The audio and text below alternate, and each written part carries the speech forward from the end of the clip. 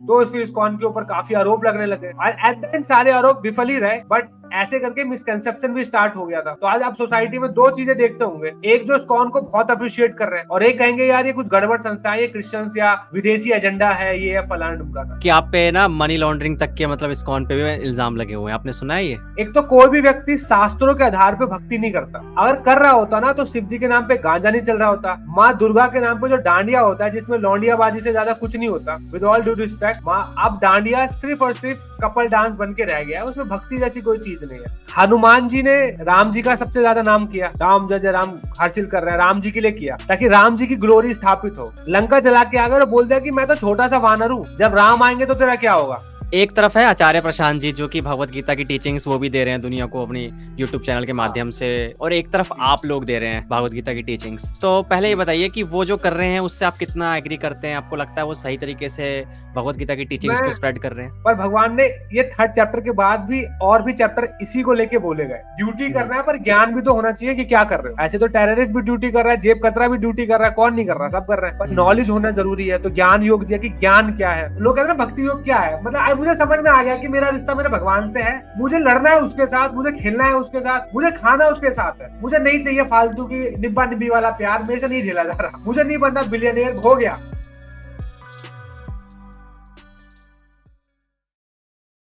तो दीप जी, आपका बहुत बहुत स्वागत है आज के थैंक इस यू सो मच। पॉडकास्ट में और सबसे पहले पता है मैं ये जानना चाहूंगा कि आपके चैनल का नाम जो है शिक्षार्थकम, इसका मतलब क्या है? और ये चैनल आपने शुरुआत क्यों की? इस चैनल की शुरुआत क्यों करी? देखो, ये चैनल तो मैंने शुरुआत नहीं की थी और ना ही मैंने नाम रखा, क्योंकि जिस तरीके का मैं व्यक्ति हूँ, मैं कोई चुलबुला सा नाम ही रखता। तो मैं इस्कॉन से जब जुड़ा था तो एक चैनल था इस्कॉन यूथ फोरम दिल्ली, इस नाम से। इस्कॉन यूथ फोरम का एक ग्रुप था बॉयज का, दिल्ली का।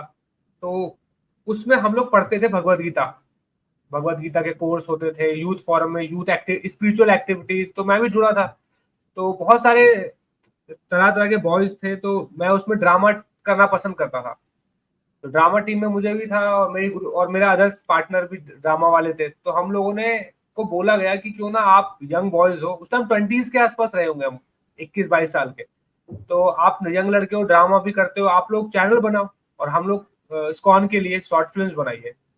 और मेरे को भी इंटरेस्ट था और मैं कुछ करने के लिए था भी नहीं मेरे पास। तो मैंने कहा हाँ ऐसा कुछ करते हैं, और हम लोगों ने शॉर्ट फिल्म्स बनाई, चैनल चलने लगा। तो हमने सोचा कि जो सीनियर्स ने खुद बोला कि इस्कॉन यूथ फोरम दिल्ली बड़ा अजीब नाम है, मतलब आप लोग वीडियोस बनाते हो और किसी को इंट्रोड्यूस कैसे करोगे। तो एक नाम तो शास्त्रों में एक शब्द आता है शिक्षार्थकम, उसका मतलब होता है शिक्षा के लिए, for the sake of education. तो हमारा ये था कि हम शॉर्ट फिल्म हो या कुछ भी हो, हम एक गीता का श्लोक सिखाना चाहते थे कैसे भी, for the sake of education, for the sake of spiritual education. तो शिक्षार्थकम नाम हमने ऐसे पिक करा था।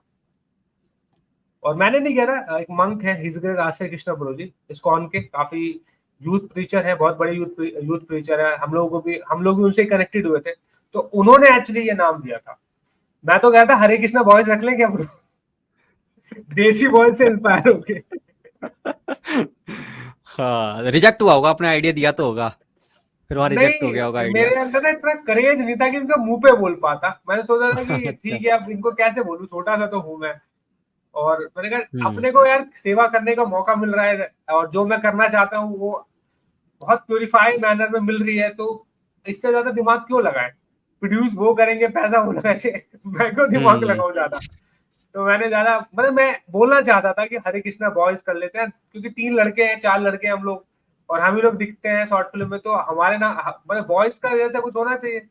उस टाइम हम्म देसी बॉयज मूवी भी चल रही थी। तो मैंने सोचा, बट वो रिजेक्ट हो गया इनडायरेक्टली।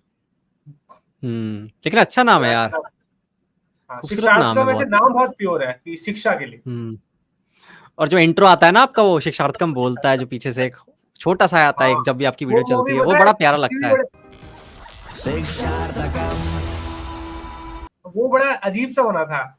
पहले हमने एक वो बनाया था, सब्सक्राइब कीजिए शिक्षार्थ कम चैनल को और प्रेस कीजिए इसका बेल आइकन, जो कि अच्छा। पहले शुरुआत में यूट्यूब का वो चलता था। तो एक दिन मैंने ऐसे ही सोचा हम्म कि कुछ ट्राई करता हूँ, क्योंकि मैं ही वीडियो एडिट करता हूँ, तो मैं सोचता रहता हूँ कि क्या कर सकते हैं। तो एक दिन मैंने ऐसे सोचा कि कुछ नया बना के देखता हूँ, तो मैंने ऐसे ग्राफिक डाउनलोड किया, एक टेम्पलेट डाउनलोड करी, शिक्षार्थकम बनाया। और मेरा दोस्त है वो म्यूजिक कंपोजर है, तो मैंने उसको बोला भाई इसके ऊपर शिक्षार्थकम बोल दे, ऐसा लगना चाहिए बिजली का करंट सा दौड़ा है। कह रहा 1 सेकंड, तो उसने ऐसे फटाफट मोबाइल लिया, फटाफट 1 से 3 मिनट लिया होगा, 5 मिनट लिया होगा, ज्यादा से ज्यादा 10 मिनट लिया होगा, और उसको बना के ऑडियो भेजी। कह रहा ये कैसा लग रहा है? मैंने कहा बस यही चाहिए था मुझे। और ऐसे ही खेल खेल में हमने इंट्रोडक्शन बना दिया था, बट अब मुझे भी वो अच्छा लगता है, शिक्षार्थकम। और वो हमारे बहुत थीम खूबसूरत से है। मैच करता है कि हाँ भाई कुछ करंट सा ही एक्सपोज करेंगे, मतलब कुछ देने आए हैं स्पिरिचुअलिटी को एक ब्रांड की अलग, तरह वो। हाँ, तो वो एक सूट ऐसा कर लगता है गया। कोई ब्रांड है। हाँ, हाँ, बिल्कुल, बिल्कुल। जो ये इस्कॉन है, इसके बारे में मुझे थोड़ा बताओगे? लाइक मुझे पता नहीं है कि इस्कॉन वैसे इसकी शुरुआत हुई कैसे? लाइक इसने इस्कॉन की ज़रूरत ही क्यों पड़ी? लाइक मतलब कब इसकी शुरुआत हुई और ये क्या करती है इस्कॉन संस्था? इस्कॉन भी भगवान कृष्णा की तरह बहुत मिसअंडरस्टूड है। जैसे अगर देखो गॉड्स में भी द मोस्ट मिसअंडरस्टूड कोई गॉड है वो कृष्णा ही होंगे, क्योंकि कोई भी उनकी, ऐसा देखो because he lived almost 124 years in this planet, Bharat में 124 साल रहे, पर किसी को भी नहीं पता कि एग्जैक्टली उन्होंने, मतलब सब उनको बचपन ही याद करते हैं, वो भी छलिया, माखन चोर, कुछ लोग हुँ, द्वारकाधीश, कुछ लोग गीता का ज्ञान देने वाले, बट स्टिल उनकी पर्सनैलिटी बहुत मिसअंडरस्टूड रही है। और वैसे इस्कॉन भी है कि ये कुछ अंग्रेजों की संस्था बताई जाती है। कुछ लोग बोलते हैं क्रिश्चियंस लोगों ने अब्राहमिक कल्ट और अच्छे से इंडिया में फैलाने के लिए कृष्णा का सहारा लेके ये संस्था स्टार्ट की है, तो बहुत मिसअंडरस्टूड ऑर्गेनाइजेशन है। पर एक्चुअली इस्कॉन की स्थापना, अगर आप कहूं तो मैं, ये सुभाष चंद्र बोस से भी जुड़ती है, अच्छा। गांधी जी से, मतलब बहुत ही, इसकी हिस्ट्री अगर खोलोगे ना तो इस्कॉन की हिस्ट्री आपको डायरेक्टली भगवान कृष्णा से जुड़ती है, क्या इस बात है! लेवल की प्राचीन है। मतलब शास्त्रों में बताया जाता है कि 4 मुख्य संप्रदाय हैं जिनसे आप वैदिक ज्ञान ले सकते हो। पहला है ब्रह्म गौड़ीय संप्रदाय, ब्रह्म संप्रदाय, जो कि ब्रह्मा जी से चली आ रही है। ब्रह्मा जी ने नारद जी को ज्ञान दिया था, नारद जी ने फिर वेद व्यास जी को नॉलेज दी, वेद व्यास के शिष्य चले आए, मध्वाचार्य, रामानुजाचार्य, ऐसे ऐसे कर करके संस्थाएं बनी। सॉरी, इसमें रामानुजाचार्य मैंने बोल दिया, वो श्री संप्रदाय के, तो चैतन्य महाप्रभु, ऐसे करके 5000 साल या लाखों साल के एक चेन है संतों की, जिन्होंने वैदिक नॉलेज को पास ऑन किया। एक संप तो ये ब्रह्मा जी से चलती है। एक है लक्ष्मी माँ, उसे श्री संप्रदाय बोलते हैं, उसमें रामानुजाचार्य और जैसे उडुपी कृष्ण, नहीं, रामानुजाचार्य के बारे में आपने सुना होगा, यस। नहीं, मैंने इज अ नाम नहीं वेरी सुना ये वाला। पॉपुलर, हाँ, बहुत प्राचीन स्कॉलर है। और आज भी उनकी संस्थाएं, अभी रिसेंटली मोदी जी ने उनको बहुत बड़ा स्टैचू इनॉग्रेशन में गए थे, साउथ इंडिया में है। और बेसिकली अच्छा। यहाँ पे आपको बहुत रामायण का इन लोगों ने काफी प्रचार किया है। तो ये एक संस्था थी जो कि लक्ष्मी माँ लक्ष्मी से द्वारा चली आ रही है। फिर ऐसी एक संप्रदाय है रुद्र संप्रदाय, इसमें हमारा एक तरीके से वो भी आ जाता है, योगी जी की एक, और योगी जी कहाँ से थे, वो कौन सी जगह है, गोरखपुर, गोरखपुर के कुछ संत हैं हमारे, वो सब भी जुड़ जाते हैं। तो ये एक भगवान शिव ने स्टार्ट की थी संप्रदाय।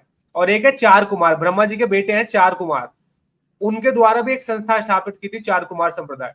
तो ऐसे 4 संप्रदाय बने थे जिसके थ्रू आप वैदिक नॉलेज का एजुकेशन लोगे, मतलब they are the authorized one to educate about Vedas और ओके। स्पिरिचुअल एजुकेशन या वैदिक एजुकेशन। तो उसमें से एक थी ब्रह्म संप्रदाय, और उसी ब्रह्म संप्रदाय से डायरेक्ट कनेक्शन बनता है इस्कॉन का। तो इतना प्राचीन है ये संस्था। ऑफ कोर्स रिनेम हुआ या कहीं ना कहीं लोग बदले, तरीका बदला, तो ऐसा लगता है बहुत न्यू है। पर एक हुँ, गौड़िया वैष्णव संप्रदाय है जो ब्रह्म संप्रदाय का ही पार्ट है, उसका भी एक पार्ट है स्कॉन। तो स्कॉन के जो आचार्य थे, ही डिवाइन ग्रेस एसी भक्ति वेदांत स्वामी शीला प्रभुपाद, इनके गुरु थे, इनके जो गुरु थे वो थे भक्ति सिद्धांत सरस्वती ठाकुर प्रभुपाद जी। और इन्होंने गौड़िया संप्रदाय की स्थापना की थी, एक तरीके से प्रीचिंग स्टार्ट की थी कि हमें इस कृष्णा कॉन्शियसनेस को, इस गीता के नॉलेज को ज्यादा से ज्यादा प्रचार करना है। तो उस टाइम इन्होंने सुभाष चंद्र बोस की फैमिली तक को कल्टीवेट किया था। और अच्छा। इन्होंने पूरे इंडिया में घूम के, पाकिस्तान जब इंडिया का पार्ट था, पूरे इंडिया में प्रचार किया था भगवत गीता का। रेडियो पे जब देश गुलाम था तब रेडियो पे गीता का एपिसोड्स आया करते थे। उस इस लेवल का प्रीचिंग कर दिया था। ब्रिटिशर्स भी इनको पसंद बहुत करते थे कि यार ये लोग बहुत जेन्युइन है। और उन्होंने ही बोला था इस्कॉन के फाउंडर आचार्य शीला प्रभुपाद जी को कि आप पढ़े लिखे युवक हो, उस टाइम भी वो 25-20 ईयर्स के ही एक युवक थे, तो आप क्यों ना विदेश जाइए और इस नॉलेज को प्रचार कीजिए, क्योंकि इंडिया में काम नहीं आने वाला। और जो शीला प्रभुपाद जी थे हमारे इस्कॉन के फाउंडर आचार्य जिन्होंने इस्कॉन स्थापना की, वो आजादी वाले भाव में थे। उनके क्लासमेट थे सुभाष चंद्र बोस, और गांधी जी के मूवमेंट में भी ये शामिल थे। पर उनको इनके गुरु ने कहा कि तुम इतने कैपेबल हो कि तुम विदेश जाओ। तो उन्होंने उस टाइम तो इतना सीरियसली नहीं लिया। इन्होंने इंडिया में बहुत प्रचार किया और इस्कॉन की पहली स्थापना झांसी में लीग ऑफ डिवोटीज के नाम से स्टार्ट की। इस्कॉन का पहला नाम इस्कॉन नहीं था, लीग ऑफ डिवोटीज था। पर वो चला ही नहीं किसी ने, उस टाइम आजाद हो चुका था देश। और शीला भक्ति वेदांत शीला प्रभुपाद जी बहुत कोशिश करते थे गांधी जी को, नेहरू जी को, इंदिरा जी को लेटर्स लिखते थे कि आप, अब देश आजाद हो गया है, now we are free country, तो अब पाकिस्तान आपने दे दिया, हम अब हिंदू कंट्री बन गया, तो अब तो गीता का नॉलेज दे सकते हो ना, क्योंकि यही तो हमारी पहचान है। पर गांधी जी ने भी सीरियसली नहीं लिया, नेहरू जी ने भी मना कर दिया, इंदिरा जी ने भी मना कर दिया। और ये ऑलमोस्ट हो चुके थे 70 साल की उम्र के।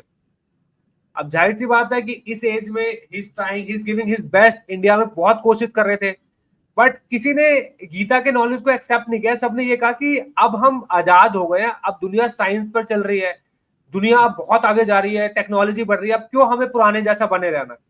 पर वो कहते थे कि आप एडवांस करो, इंग्लिश सीखो, साइंस पढ़ो, पर अपनी वैदिक नॉलेज को क्यों छोड़ रहे हो।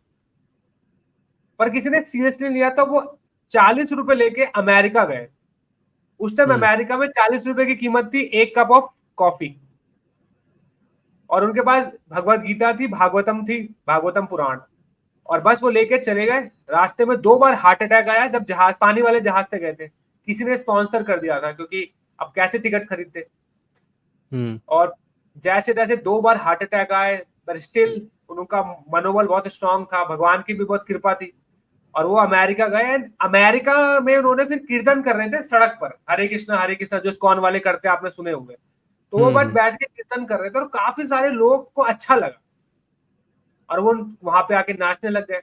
और रोज वो कीर्तन करते, लोग जुड़ने लगे। फिर उन्होंने छोटा सा एक रूम लेके, जहाँ पे वो भागवतम पढ़ते थे, और बच्चों के लिए क्लासेस उन्होंने स्टार्ट करी भगवत गीता की, अमेरिका में। बट इस बार उसका नाम लीग ऑफ डिवोटीज नहीं रखा, इस्कॉन करा, international society for Krishna consciousness. Okay. तो उन्होंने अमेरिका में सेम चीज जो इंडिया ने रिजेक्ट करी, उन्होंने अमेरिका में स्टार्ट करी। अमेरिकन यूथ को बहुत अच्छा लगा, इवन उस टाइम के अमेरिकन गवर्नमेंट को भी बहुत अच्छा लग रहा था कि ये एक लौता साधु है जो लोगों में ड्रग्स या रेप जैसी चीजें प्रमोट नहीं कर रहा। क्योंकि उस टाइम इंडिया में काफी इंडिया से भी गए थे जो कि अश्लील कामों में पकड़े गए थे, जिसमें से एक ओशो थे। हालांकि मैं ओशो भी काफी बदनाम हो गए थे उस टाइम, अमेरिकन संस्था बहुत इरिटेट हो गई थी, क्योंकि उन्होंने फ्री कर दिया था ना कि यू आपको नंगा रहना है, रंगे रहिए, जैसे रहना है वैसे रहिए। बट इन्होंने एक बहुत ही कहता ना कि थोड़ा जेंटलमैन टाइप तरीके से इस्कॉन ने स्टार्ट किया कि आप तरीके से रहिए, मैनर में रहिए। ड्रग्स 4 नियम इस्कॉन ने स्थापित किए थे कि आप नशा नहीं करना किसी भी किस्म का, including tea and coffee, no illicit sex, किसी के साथ भी, तो पत्नी धर्म ही निभाइए, मांसाहार छोड़िए, और जुआ नहीं खेलिए। तो ये किसी भी कंट्री को अच्छा लगेगा उसका देश अगर ये चीजें कर रहा है। तो जब उन्होंने स्थापना की, और ये बेसिकली हिंदू धर्म के जो बेसिक 4 फाउंडेशन होते हैं, लोग पढ़ते नहीं है, उनको लगता है हम लोग हिंदू कुछ भी कर सकते हैं, बट हमारे हिंदूज का भी एक 4 प्रिंसिपल्स होते हैं जो हमें पालन करना चाहिए, वो हमें ह्यूमंस बनाती है, हमारे वेद बताते हैं। और 4 चीजें कि आप नशा हार ना करें, जुआ आदि ना खेलें, नशा और मांसाहार ना करें, जुआ, और अवैध संबंध नहीं करना चाहिए। अगर कोई व्यक्ति ये कर रहा है, देन वो एक आदमी की कैटेगरी में आता है, अदरवाइज वो मनुष्य नहीं, वो एनिमल कैटेगरी में। तो ये बहुत कम लोग जानते हैं। तो ये प्रिंसिपल के आधार पर उन्होंने इस्कॉन स्थापित किया और भगवान का नाम दिया अमेरिकन को, और अमेरिकन बहुत तेजी से इसमें इंटरेस्ट लेने लग गए। इतना लेने लगे कि उस टाइम का जो दुनिया का सबसे बड़ा बैंड था, जैसे आज हमारा वो है ना बीटीएस, उस टाइम का सबसे बड़ा बैंड था बीटल, आपने सुना होगा, जॉर्ज हैरिसन वगैरह। तो वो सारा ग्रुप इस्कॉन से जुड़ गया था। ऑल्दो वो स्पिरिचुअलिटी के लिए ग्लोबल एक्सप्लोर करते थे, डिफरेंट भारत की संस्थाओं में भी जाते थे, पर वो इस्कॉन से जुड़ गए और उन्होंने इस्कॉन के लिए भी कई गाने गाए। माई स्वीट लॉर्ड आपने सुना होगा, वो इस्कॉन से इंस्पायर होकर लिखा गया था। इस्कॉन की प्रेयर्स भी लिखी। तो इस तरीके से इस्कॉन बहुत तेजी से फैलने लगा। फिर अमेरिका के बाद यूरोप गया, रशिया गया, ऑस्ट्रेलिया में फैलने लगा। आज अफ्रीका में है। दुनिया के ऑलमोस्ट हर कंट्री में 700 मंदिर इस्कॉन ने स्थापित कर दिए। और अकेले सिंगल हैंडेडली जो शीला प्रभुपाद जी थे, वो 10 साल उन्होंने अच्छे से प्रचार किया। 70 से 80 की आयु में 100 मंदिर स्थापित किए, लगभग 10 से ज्यादा बार पूरी दुनिया घूमे और हंड्रेड्स ऑफ बुक्स लिखी, भागवतम पुराण, भगवत गीता, और कई स्क्रिप्चर्स लिखे। 10,000 से ज्यादा डिसाइपल्स बनाए जो सनातन धर्म का प्रचार कर रहे थे। और इंडिया में भी काफी बड़े बड़े मंदिर स्थापित किए, संस्था, education centre, Bhagavad Gita course आदि सब बना दिए। इतना बना दिया कि कल को कोई भी इस्कॉन जुड़ेगा उसे पता है कि कैसे जुड़ना है और कैसे अपने आप को वैदिक एजुकेशन पर्सनैलिटी में कन्वर्ट करना है। और बहुत बड़ा इकोसिस्टम बना दिया।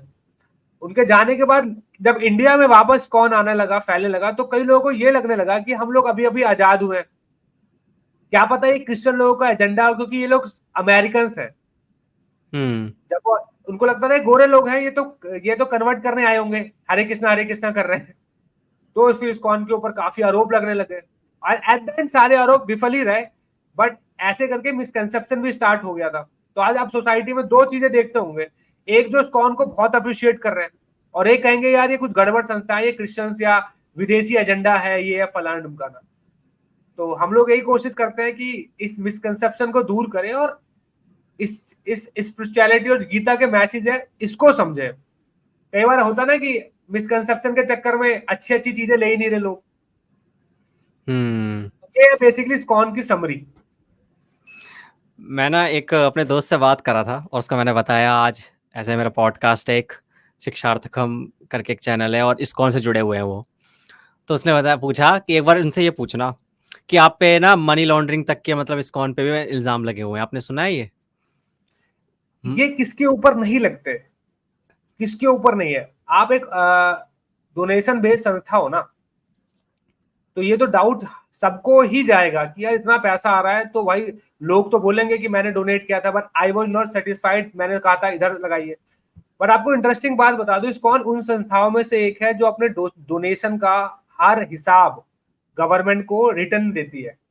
मतलब गवर्नमेंट के नजर में रहता है कितना पैसा कहाँ आया है और टैक्स वैक्स सब मिलके इस्कॉन दिखाता है।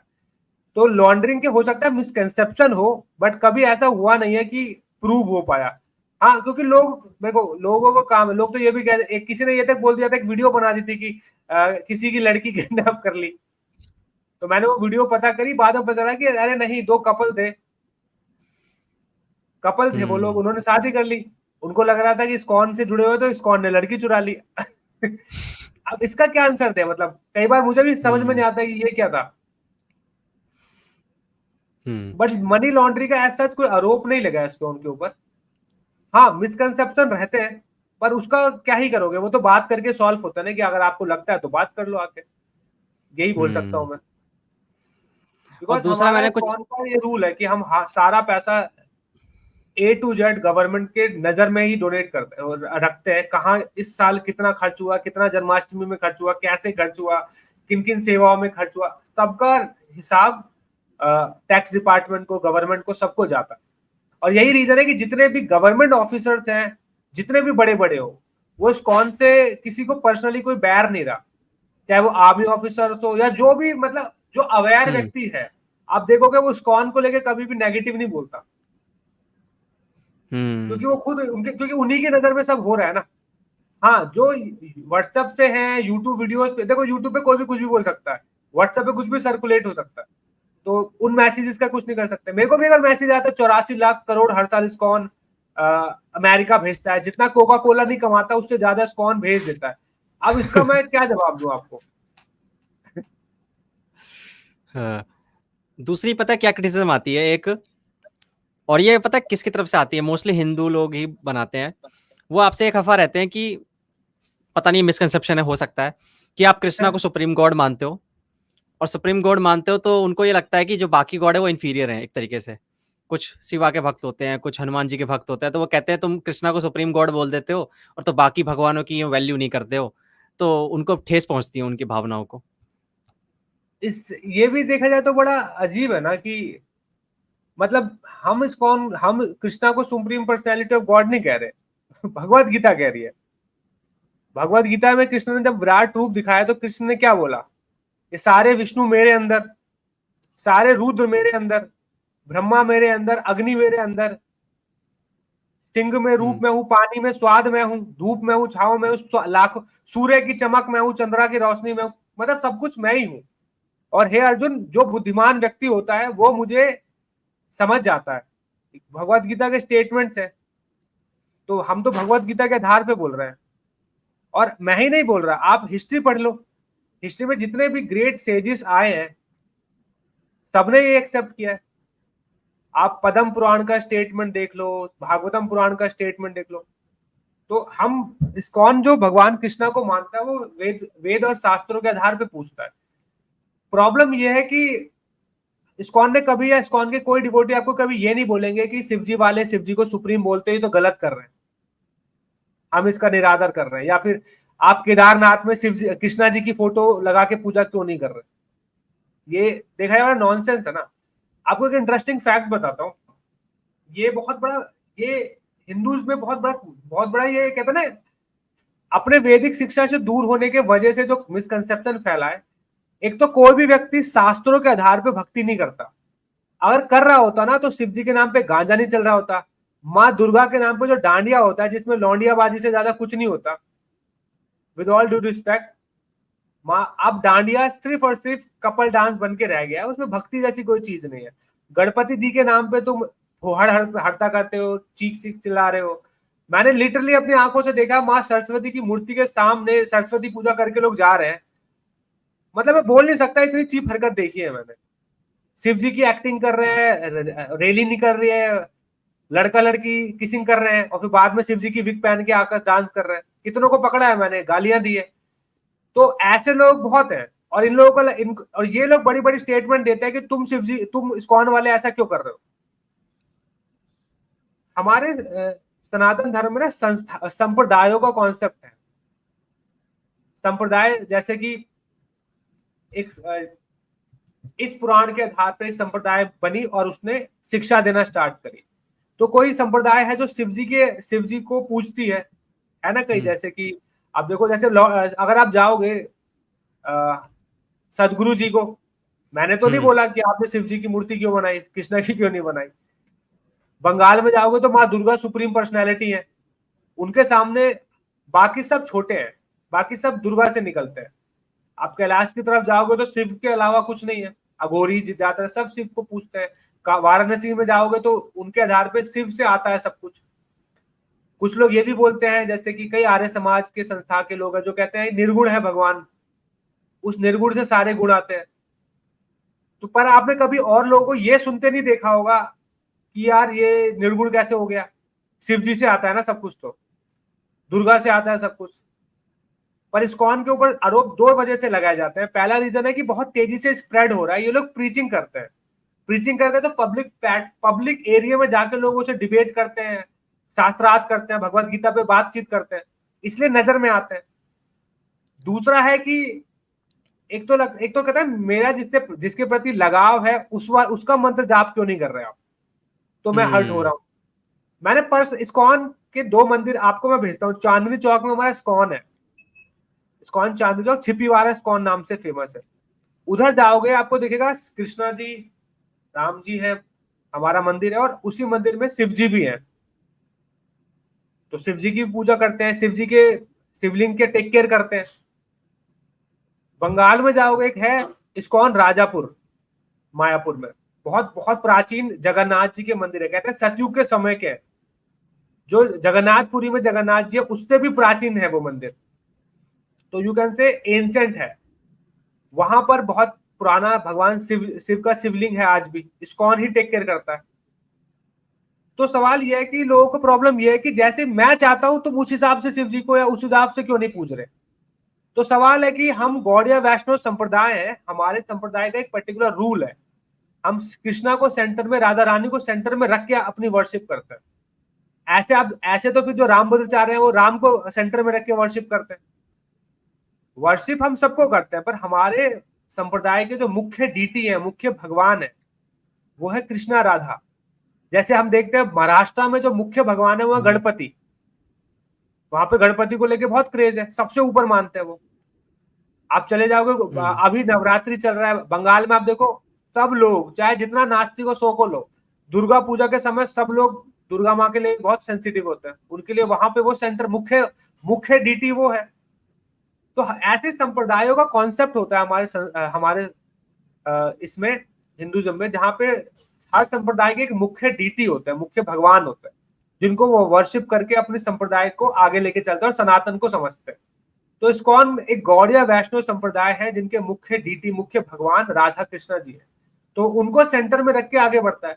वो अपना धर्म बहुत शास्त्रों के आधार पे चलता है। दिक्कत यह है कि अदर्स नहीं कर रहे आप, हम बाकी सब लोग हैं वो फिल्मों के आधार पे चल रहे हैं। अगर फिल्मों के आधार पे चलते नहीं ना, तो मुझे नहीं लगता कि रैप सॉन्ग चल रहे होते शिव जी के ऊपर, दम मारो कसका लगा ले दम। तो अगर आपको वैसे वाले शिव चाहिए तो सॉरी, हम ऐसे शिव को नहीं पूजते और ना ही कभी पूजने वाले। अब आपको लगता है आप पूजिए, हम नहीं पूछते। हम उन दुर्गा को नहीं पूछते जिनके सामने आप लोग आते हो, जय डांडिया करते हो और अपना आस्की करते हो। हम माँ दुर्गा को बहुत सीक्रेटली, बहुत सेंसिटिवली डील करते हैं। हमारे को बताया जाता है कि माँ दुर्गा वो है जो आपको एक दिन भगवान कृष्ण के पास लेके जाती है। तो भक्तों का जीवन प्योर करने की, सुधारने की, उनको उनके पाप को दूर करती है, उनको सही राह पे लेके आती है, वो माँ दुर्गा है। तो हमारे इसको बताया जाता है कि माँ दुर्गा ही है जो आपको सुधारेंगी और एट द एंड तुम्हारी भक्ति को शुद्ध करके तुम्हें कृष्णा के पास लेके जाएंगी। तो दुर्गा को इस हिसाब से पूजो कि तुम्हारे भगवान से जुड़ती है वो, तो आप गाली नहीं दे सकते। तो इस्कॉन वाले ये बोल सकते हैं कि हमारे कृष्ण सबसे ऊपर है, पर आपको ये बोलते नहीं दिखेंगे कि दुर्गा के नाम पे ऐसे नाचो। सेम चीज शिव जी को लेके बोला जाता है कि शिव जी को हम बोलते हैं वो वैष्णव नाम, वो क्या कहते हैं, वैष्णव भक्तों में सबसे जो ऊपर है वो शिव जी है। अगर आप शिव का निरादर करते हो, जो व्यक्ति शिव का निरादर करता है, शिव को छोटा बोलता है, उसे कभी कृष्ण नहीं मिल सकते। तो आपको शिव को वैसे पूजना है कि कृष्ण खुश हो जाए। तो हमारे इस तरीके से हम शिव को पूछते हैं। तो अगर आप कहोगे कि नागिन नाच करेंगे तो नहीं करने वाले, हम बहुत ही, मतलब हमारे लिए एक, हम थोड़ा सा कृष्णा को लेके फ्रेंडली हो जाते हैं, पर शिव जी को लेके हमारे स्कूल में बहुत स्ट्रिक्ट है कि you can't make fun at him. आप अगर पूजा नहीं कर रहे दैट्स ओके, पर निरादर नहीं कर सकते। तो हम इस तरीके से चलते हैं और ऐसे ही चलना भी चाहिए हर संप्रदाय को। अगर आपके मुख्य भगवान भगवान शंकर को पूछते हैं आप, तो कोई दिक्कत नहीं है, पर आप कोशिश कीजिए कि भी कृष्णा को, अगर आप शंकर भगवान से छोटा समझ रहे हो दैट्स ओके, पर चीप मत समझो। तो इस्कॉन की ये फिलॉसफी है, मुख्य भगवान राधा कृष्ण है, बट इस तरीके से चलते हैं। और अगर शास्त्रों में भी जाओगे तो आप देखोगे एक लीला आती है ब्रह्म मोहन लीला, जहां पे बहुत सारे विष्णु जी आते हैं और उनके बीच में कृष्णा बैठे हैं और ब्रह्मा जी देख रहे हैं और कहते हैं मुझे लगता था कि एक ही विष्णु है और ये तो करोड़ों विष्णु यहाँ पर है। और फिर एकदम से देखते हैं कि लाखों करोड़ ब्रह्मा जी पीछे से आ रहे हैं उड़ के। वो देखते ये क्या हो रहा है, इतने सारे ब्रह्मा, किसी का 1 सर है, किसी के 10 सर है, किसी के 100 सर है, किसी के 500 सर है, और किसी के इतने सारे सर है कि मैं गिन ही नहीं पा रहा। और ये सब मुझसे ज्यादा पावरफुल भी लग रहे हैं, बड़े भी लग रहे हैं, और ये छोटे से कृष्णा के पैरों में क्यों सर रख रहे हैं।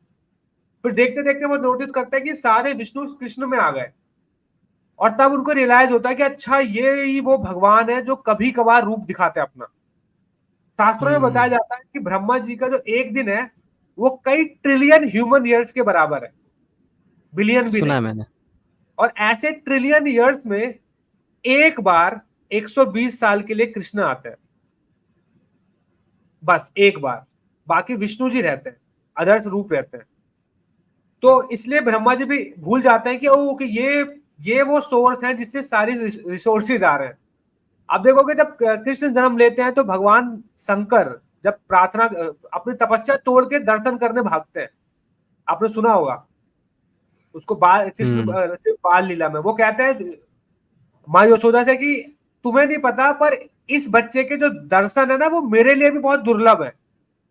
मैं भी मेडिटेट करता हूं, तब जाके मेरे शिव जी बोल रहे हैं कि मेरे करोड़ों सालों में एक बार ही आएगा, तो तुम नहीं समझ रही, पर प्लीज दर्शन करा दो। तो वो बोलते हैं कि पर लुक एट यू, तुम्हारे शरीर पे सांप है, मेरे बच्चे को ढस लिया तो वो कहता है कुछ नहीं होगा, प्लीज आप समझो। भगवान शिव भी रोने लगते हैं बच्चों की तरह।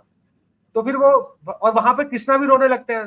तो सब फिर वहां पे दुर्गा माँ आके बोलते हैं कि बूढ़ी का रूप बना के कि दर्शन करा दो, तुम्हारे बच्चे इसका दर्शन करेंगे तो जीवन सुधर जाएगा। आपने इवन का वो बाल लीलाओं में भी रामानंद सागर जी के देखे होगा। तो कहने का मतलब है कि जो कृष्ण वाला फॉर्म है ना, ये बहुत मिसअंडरस्टूड भी है, क्योंकि लोगों को लगता है कि कृष्णा ही तो है। पर हम जिस सिविलाइजेशन में पैदा हुए हैं, जिस युग में पैदा हुए हैं, ये कई ट्रिलियन ईयर्स में एक बार आता है। और वो इस बार कृष्ण जो हम लोग बोल भी पा रहे हैं ना कि राधा कृष्णा बोल पा रहे हैं, ये पिछले युग में नहीं पता था किसी को। किसी को बस शास्त्रों में ये मेंशन है कि एक नारायण है, कृष्ण है कोई, पर वो कैसा इतना नहीं बताया जाता, बहुत गुप्त है। राधा रानी को तो बहुत सीक्रेट रखा गया है। इस बार पता चला है। पिछले युग में अगर पढ़ोगे तो पिछले युग में जैसे अभी हरे कृष्णा चल रहा है, पिछले युग में भगवान नरसिंह का चल रहा था, और अगले युग में कोई और विष्णु जी के कोई और मुख्य रूप आ जाएंगे। पर यही वो युग है जिसमें आप राधा कृष्णा हरे कृष्णा बोल पा रहे हो एज पर कल की भविष्य पुराण या भागवतम पुराण और सम अदर स्क्रिप्चर्स लाइक चैतन्य चरितमृत। इसमें बताया गया कि ये वो दौर है जिसमें हम कृष्ण को सुन पा रहे हैं। अदरवाइज आपको गीता तो आपको पता कृष्ण बोल के चले जाते हैं, पर ये जो बाल लीलाएं है ना, गोवर्धन उठाना, माखन चोरी करना या हंसना, खेल रहे हैं कंस को मारना, ये वाले बहुत बहुत रेयरली होता है। तो इसलिए भी एक तरीके से बजाय बुरा मानना कि अरे इसको पूजे उसको पूज रहे, आपको नहीं पता, पर आप कृष्ण बोल भी पा रहे हो, ये आपके लिए बहुत बड़ी बात है। मैंने जब ये वाला चीज पढ़ी थी तो मेरे लिए एक तरीके से रोंगटे खड़े करने वाला मूवमेंट था कि मतलब मैं, हम कहते ना कि यार मेरी जिंदगी में कुछ नहीं है, कुछ यूनिक नहीं हुआ हमारी लाइफ में, हम तो बहुत ऐसे ही चल रहा है, काश सुपरमैन होता, बैटमैन होता तो मजा आता। बट बिलीव मी, हम उस युग में पैदा हुए हैं जिसमें जो पहला नारायण है। जब महाभारत पढ़ोगे तो उसमें एक कॉन्सेप्ट आता है, भीष्म पितामह जी को सारे तीर लगे हुए हैं, बेचारे बहुत बुरे हालात में हैं। तो उस समय कृष्णा जी पांडवा सब आते हैं, और उस टाइम बाकी पांडवों से भीष्म पितामह एक बात बोलते हैं कि ये जो मेरे सामने खड़े हैं ना, ये पहले नारायण है, इन्हीं से सारे विष्णु और अन्य नारायण और सारी शक्तियां आती हैं। तो मैं बहुत भाग्यशाली हूं कि मेरे सामने खड़े हैं, क्योंकि ये नहीं दिखते, ये इस बार आ गए हैं। शायद हम लोगों में किसी ने ऐसी भक्ति कर ली कि आ गए, अदरवाइज ये जो नारायण है, इन्हीं से फिर चतुर्भुज विष्णु, शेष नाग पे लेटने वाले विष्णु, बाकी सारे विष्णु आते हैं। ये एक बार आए हैं और ये पहले तो हैं। भीष्म पितामह को ये पहले नहीं पता था जब वो युद्ध कर रहे थे उस वक्त? वो कर रहे थे, बार बार वो बोलते थे। भीष्म पितामह अगर देखोगे ना तो भगवान से 7 रसों में प्यार किया जाता है, वीर रस, दास रस, माधुर्य रस, फ्रेंडशिप वाला प्यार, इस तरीके से 7 रसेस होते हैं। उसमें एक होता है वीर रस, मतलब आजा खेलते हैं, आजा लड़ते हैं। हाँ। जैसे रेसलर्स अपने बेटे से कैसा प्यार करेगा, चल तू मुझे हरा के दिखा। लेकिन ऐसा कौन सा कि आपने कृष्ण को इतना गुस्सा दिला दिया कि उन्होंने अपनी वचन तोड़ दिया कि मैं अस्त्र उठाऊंगा और वो रथ का क्योंकि वो पहिया उठा चाहते के थे कि उनको मार? कृष्ण उनको मारे, और कोई वो कृष्ण के हाथों से ही मरना चाहते थे। एक्चुअली उनकी एक ही इच्छा थी, कृष्ण आप मार दो। तो अरे यार मेरे से पावरफुल कोई है नहीं, आप मुझे मारोगे तो एक तरीके से दुनिया को लगेगा देखो भगवान ने मारा है। आपकी वाहवाही होगी कि देखो इतने बड़े योद्धा को यूं मार दिया। अगर देखो भक्त, और एक होता है भक्ति रस में क्या होता है कि भक्त और भगवान एक दूसरे को ना कोशिश करते हैं कि मैं तुझको ऊपर करूं, तू मुझे ऊपर करे। जैसे कि हनुमान जी ने राम जी का सबसे ज्यादा नाम किया, राम जय जय राम हर्षिल कर रहे हैं, राम जी के लिए किया ताकि राम जी की ग्लोरी स्थापित हो। लंका जला के आ गए और बोल दिया कि मैं तो छोटा सा वानर हूं, जब राम आएंगे तो तेरा क्या होगा। तो वो भी सोचने लग गया कि एक बंदर ने ये हाल कर दिया, तो जब वो आएगा, जब वो राम आएगा तो क्या करेगा। तो लंका में एक तरीके से फेयर आ गया था। देवी देवता भी कह रहे थे कि जब एक दास उनका आके सारे देवी देवताओं को रावण से छुटा सकता है, तो ये राम क्या कर सकते हैं, ये तो बड़े पावरफुल होंगे। तो हनुमान जी क्या कर रहे हैं, वो हनुमान जी भगवान राम से दास्य रस में प्रेम करते हैं, सर्वेंट रूप में। और वही राम क्या करते हैं, अपने आप को बार बार मूर्छित करा लेते हैं, हनुमान मेरी मदद करो, तुम ही कर सकते हो। तो अब क्या है कि जो हम जैसे ऑडियंस है वो कह रहे हैं कि राम बड़े या हनुमान। कुछ लोग कह रहे हैं देखो हनुमान जी ने तो हर बार बचाया राम को, ये बिल्कुल सही बात है। तो सब कहते हैं कि देखो, और इतने तो लोगों को लगता है कि हनुमान का नाम लेना चाहिए क्योंकि वो तो संकट मोचन है। राम, कुछ भक्त हनुमान के वक्त कह रहे हैं कि हनुमान जी को शक्ति राम नाम लेने से मिलती है, इसलिए राम जी की भक्ति करनी चाहिए।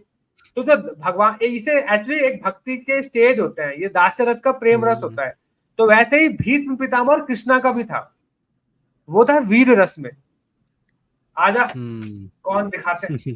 तो भगवान करे मैं तेरे को मारूंगा ही नहीं, वो कह रहे थे कि मैं आपको परेशान करूंगा कि तुम ही मारोगे मुझे, ये बच्चे क्या मारेंगे, अर्जुन का तीर घुसेगा भी नहीं मेरे शरीर में, ये और कौन मार पाएगा। तो भगवान को वो बार बार, और वो भी चाह रहे थे कि यार भगवान मारो, उद्धार करो मेरा, यार खत्म करो खेल। क्योंकि कहीं ना कहीं हम्म उनको भी ये पता था कि मैं हूं तो गलत ना, बट क्या करूं, वचन दे दिया इसलिए फंसा पड़ा हूं, और क्षत्रिय हूं हम्म और बहुत महान वंश से आता हूं, तो वचन भी नहीं तोड़ सकता। तो मेरे को मेरे वचन से, मेरे जो मैं संसारिक बंधनों से बंधा हुआ हूं ना, भगवान आप मार के निकाल दो, क्योंकि मैं फंसा पड़ा हूं, अपने आप नहीं निकाल सकता, अर्जुन मुझे मार नहीं पा रहा, तो कौन निकालेगा। इसलिए भगवत गीता का एक श्लोक है, भगवान कृष्णा बोलते हैं अर्जुन को, सर्व धर्म परित्याज्य माम एकम शरणम भजो, सारे धर्म छोड़ के मेरी और आओ, मैं ही तुम्हें मुक्त कर सकता हूँ। तो धर्म का मतलब यहाँ पे रिलीजन नहीं है, एक सेकेंड, तो कोई यहाँ नहीं पे कोई नहीं। धर्म का मतलब रिलीजन नहीं होता, रिस्पॉन्सिबिलिटी ड्यूटीज भी होती है। तो अब भीष्म पितामह बुरी तरीके से ड्यूटीज में फंसे हुए हैं, राज्य, रिलेशनशिप, जो राजा है वो मेरा ही वंश का है, मैंने बाप को वचन दिया था कि आपकी गद्दी का राजा जब तक सही बैठा नहीं देता तब तक शरीर नहीं छोड़ूंगा, जब तक इंद्रप्रस्थ या जो भारत भूमि है ये सुरक्षित नहीं हो जाती तब तक मैं रहूंगा, ऐसा वचन देता हूं, आजीवन ब्रह्मचारी रहूंगा, वचन देता हूं, इच्छा मृत्यु हम्म का वरदान मिल गया। तो संसारिक रिस्पॉन्सिबिलिटी में बहुत ज्यादा फंसे हुए थे, और कौन था जो इनको मुक्त कर सकता था। शिखंडी। शिखंडी मार नहीं सकती थी, मौत का कारण बन सकती थी, शिखंडी तीर चलाती, ऐसे टकराता और चला जाता उनके, क्योंकि शिखंडी से ज्यादा पावरफुल तो अर्जुन के बेटे थे अभिमन्यु। अभिमन्यु भी बीच में आए थे एक बार रोकने, तो उन्होंने हम्म जोर से चीखा था कि इसको हटा दे, बच्चा एक झापट नहीं झेल पाएगा मेरा, इसको हटाओ। तो अभिमन्यु ने भी तीर चलाई, वो खुश हुए कि लड़के में दम है, पर क्या बोला, इतना दम नहीं है कि मुझे मार पाओ, तुम्हें दम तो है कि मुझे थोड़ी देर परेशान कर सकते हो, पर इतना दम नहीं है कि तुम मुझे मार पाओ, अर्जुन में है। पर अर्जुन का भीष्म पितामह हूं मैं, अर्जुन प्यार मुझसे बहुत करता है, तो वो चाह के भी कभी मारेगा नहीं। और देख लो अर्जुन, भीष्म पितामह के मरते अर्जुन कैसे चिल्ला चिल्ला के रोया था, हम्म एक एक तीर मार रहा था, जोर जोर से रो रहा था, क्योंकि सबसे ज्यादा प्यार वो उन्हीं से करता था अपने भाइयों के बाद देखा जाए तो, क्योंकि गोदी में खेला है ना। तो अर्जुन भी सोसाइटी एक तरीके से क्या कहते हैं, फैमिली लव अफेक्शन में फंसा हुआ है, तो नहीं मार पा रहा। तो कौन है जो एक्चुअली में उनको मार सकता था, दुर्योधन वगैरह नहीं कर सकते थे, उनके बस की नहीं है, कर्ण भी नहीं मार पाता। दुर्यो- दुर्योधन क्यों मारता? दुर्योधन तो उनकी साइड था ना। वही मतलब मैं इन जनरल बता रहा हूँ कि कोई था ही नहीं अच्छा। संसार में, उन्होंने परशुराम जी को हराया हुआ है, अब क्या ही बोलोगे। भीष्म पितामह का एक युद्ध हुआ था, जब शिखंडी लड़की थी पिछले जन्म में, तब वो जाती है कि इस व्यक्ति ने मेरे को स्वयंवर से उठा तो लिया पर अभी शादी नहीं कर रहा, पर भीष्म पितामह ने स्वयंवर में अपने लिए नहीं उठाया था, अपने भाई के लिए उठाया था उनको। हम्म। तो वो कहते हैं माफ कर दो, आप वापस चले जाओ, पर क्योंकि मेरा भाई तो नहीं रहा एक तरीके से। पर वो कहती है कि मैं वापस जा नहीं सकती क्योंकि मुझे कोई स्वीकारेगा भी नहीं, तो आप ही स्वीकारिए, दुनिया के नजर में मेरी इमेज तो खराब हो गई। पर वो कहते हैं मैंने ब्रह्मचर्य का व्रत लिया हुआ है। तो वो परशुराम जी के पास गई, परशुराम जी को लगा कि ये स्त्री बात तो सही कर रही है, तो उन्होंने युद्ध किया था भीष्म पितामह से कि तुम मुझे हराओ, अदरवाइज मैं मार दूंगा, और उन्होंने भीष्म पितामह को हरा, भीष्म पितामह ने परशुराम जी को भी हरा दिया था। तो एक्चुअली दुनिया में उस समय कोई नहीं था जो उनको मार पाए, इतना हम्म कैपेबल था नहीं, सिवाय कृष्ण के, या एक तरीके से बलराम जी के, धरती पे। क्या बात। अब कुछ लोग कहेंगे शिव जी का नाम क्यों नहीं दिया, क्योंकि एक तरीके से वो कैलाश में है, वो ह्यूमन एरिया में नहीं रहते, तो दो ही लोग थे, बलराम जी या कृष्ण जी, यही थे जो उनको मार सकते थे। बलराम जी चले गए थे धाम यात्रा पे, उन्होंने महाभारत में पार्ट नहीं लिया था, अगर पार्ट लेते तो अकेले सबको मार देते वो। तो उनको उनको उनको भेज दिया गया था कि इनको नहीं रख सकते, तो वो चले गए, तो रह गए कि कृष्ण रह गए। तो कई बार वो कृष्ण को अगर आप पढ़ोगे ना भक्ति रस के आधार पे, तो आपको पता चलेगा कि मोस्टली टाइम वो कृष्ण के दर्शन करते रहते थे और अर्जुन को तीर चलाते रहते थे, क्योंकि उनके लिए तो उनके भगवान आ गए ना। पर अर्जुन और भगवान कहते थे तुम मार दो इसको, अब बहुत हुआ, क्योंकि ये जब तक हटेंगे नहीं तब तक युद्ध रुकेगा नहीं, क्योंकि वो आराम आराम से युद्ध कर रहे थे, तो युद्ध खत्म ही नहीं हो रहा था। तो कह रहे इनको 11 दिन तक चल गया था, 7-8 दिन या 11 दिन लगभग युद्ध चला था, और सब कह रहे यार ये रहेंगे तो ना यहाँ का कुछ हो रहा है ना उधर का कुछ हो रहा है, युद्ध भी तो खत्म करना है। तब अर्जुन को बोला कि अब आपको स्ट्रिक्ट होना पड़ेगा, क्योंकि तुम नपुंसकों की तरह कब तक लड़ोगे, तुम सीरियसली तीर क्यों नहीं चला रहे। तो भगवान ने कहा कि मैं तोड़ता हूं अपनी प्रतिज्ञा, इसकी यही इच्छा है ना कि मैं इसे मारूं, तो ले तेरी इच्छा पूरी कर देता हूं। तो यहां पर यह इस्टेब्लिश हो जाता है कि भगवान जो है वो भक्तों के लिए अपनी इमेज भी खराब कर सकते हैं, और लिटरली उन्होंने कर दिया कि तुम चाहते हो ना मेरा वचन टूट जाए, लो तोड़ देता हूं, मार देता हूं। तो इसलिए अगर देखोगे उस टाइम उन्होंने तुरंत ही कहा हाँ भाई वो मूवमेंट आ गया, अब मरना है, तुरंत ही अपने हथियार छोड़ दिए, प्लीज खत्म कर दो मुझे, क्योंकि और कोई मुझे इस संसार से आजाद नहीं कर सकता। तो अगर ध्यान से देखोगे ना तो चीजें थोड़ी अलग है, भक्ति रस भी आपको डालना पड़ेगा समझने के लिए, जस्ट कहते हैं ऊपरी ऊपरी देखोगे तो नहीं समझ में आएगा। यहाँ पे थोड़ा सा भगवान और भक्त का एक अलग ही डीलिंग चल रहा है। वो कह रहे हैं कि तुम मुझे मारोगे तो दुनिया में आपका ख्याति होगा कि देखो कृष्ण ने मारा, कृष्ण ही आजाद कर सकते हैं सबको। कृष्ण कह रहे हैं कि नहीं मैं नहीं मारता, क्योंकि मैं नहीं चाहता है तेरे को हर्ट हो, पर एक दूसरे के लिए सोच रहे दोनों। इसलिए आपको सुन के वो हैरानी होगी कि रोज रात में भगवान कृष्णा जब सब सो जाते थे तो भीष्म पितामह के पास जाया करते थे। ये बहुत कम लोग जानते हैं, क्योंकि सबसे बड़े भक्त तो वहीं बैठे हुए हैं। भीष्म पितामह को शास्त्रों में 12 महाजन बताए गए हैं जो भगवान को समझते हैं। महाजन मतलब भक्तों की सबसे उच्च कोटि की कैटेगरी, जिसमें 12 लोग ही हैं, उसमें एक है भीष्म पितामह। और महाजनों की कैटेगरी होती है कि वन हु अंडरस्टैंड गॉड, इस लेवल के वो होते हैं जो भगवान को समझते हैं। और रोज रात में उनके पास जाते थे और रोज बोलते थे कि तुम दर्द में हो, कब जिद छोड़ दो, खत्म करो, चलो चलो। वो ये बोलता था भगवान बस युधिष्ठिर बन जाए राजा, सब कुछ ठीक हो जाए, फिर मैं चला जाऊंगा। रोज उसको आगे थे कि मैं नहीं देख पा रहा, तू दर्द में है, प्लीज चलो। वो कहते थे भगवान समझा करो, फंसा पड़ा हूं मैं भी, एक बार युद्ध हो जाए। तो ये वाला साइड मैंने कहा ना, मोस्ट मिसअंडरस्टूड गॉड जो है ना वो कृष्णा है, क्योंकि लोगों ने से उतना ही पढ़ा है जितना टीवी में दिखाया गया। पर कृष्णा के बारे में, मतलब कृष्णा और भीष्म पितामह का जो डिवोशन है, फ्रेंडशिप है, ये अपने आप में एक बहुत ही डिवाइन है। और इसके ऊपर अगर कोई पढ़ेगा ना, कहते ना कि लस्ट ग्रीड जैसी चीजों से ऊपर हो जाएगा, इतना उसका हार्ट प्योर हो जाएगा, वो खुद कहेगा कि यार ये होता है यार, क्या चीज है। वो व्यक्ति रोज, भगवान रोज आ रहे हैं कि यार मैं तुझे नहीं देख पा रहा ऐसा, चलो। वो कह रहा है भगवान मैं समझता हूं, बट ये वाला काम हो जाए। इस लेवल का डिवोशन है।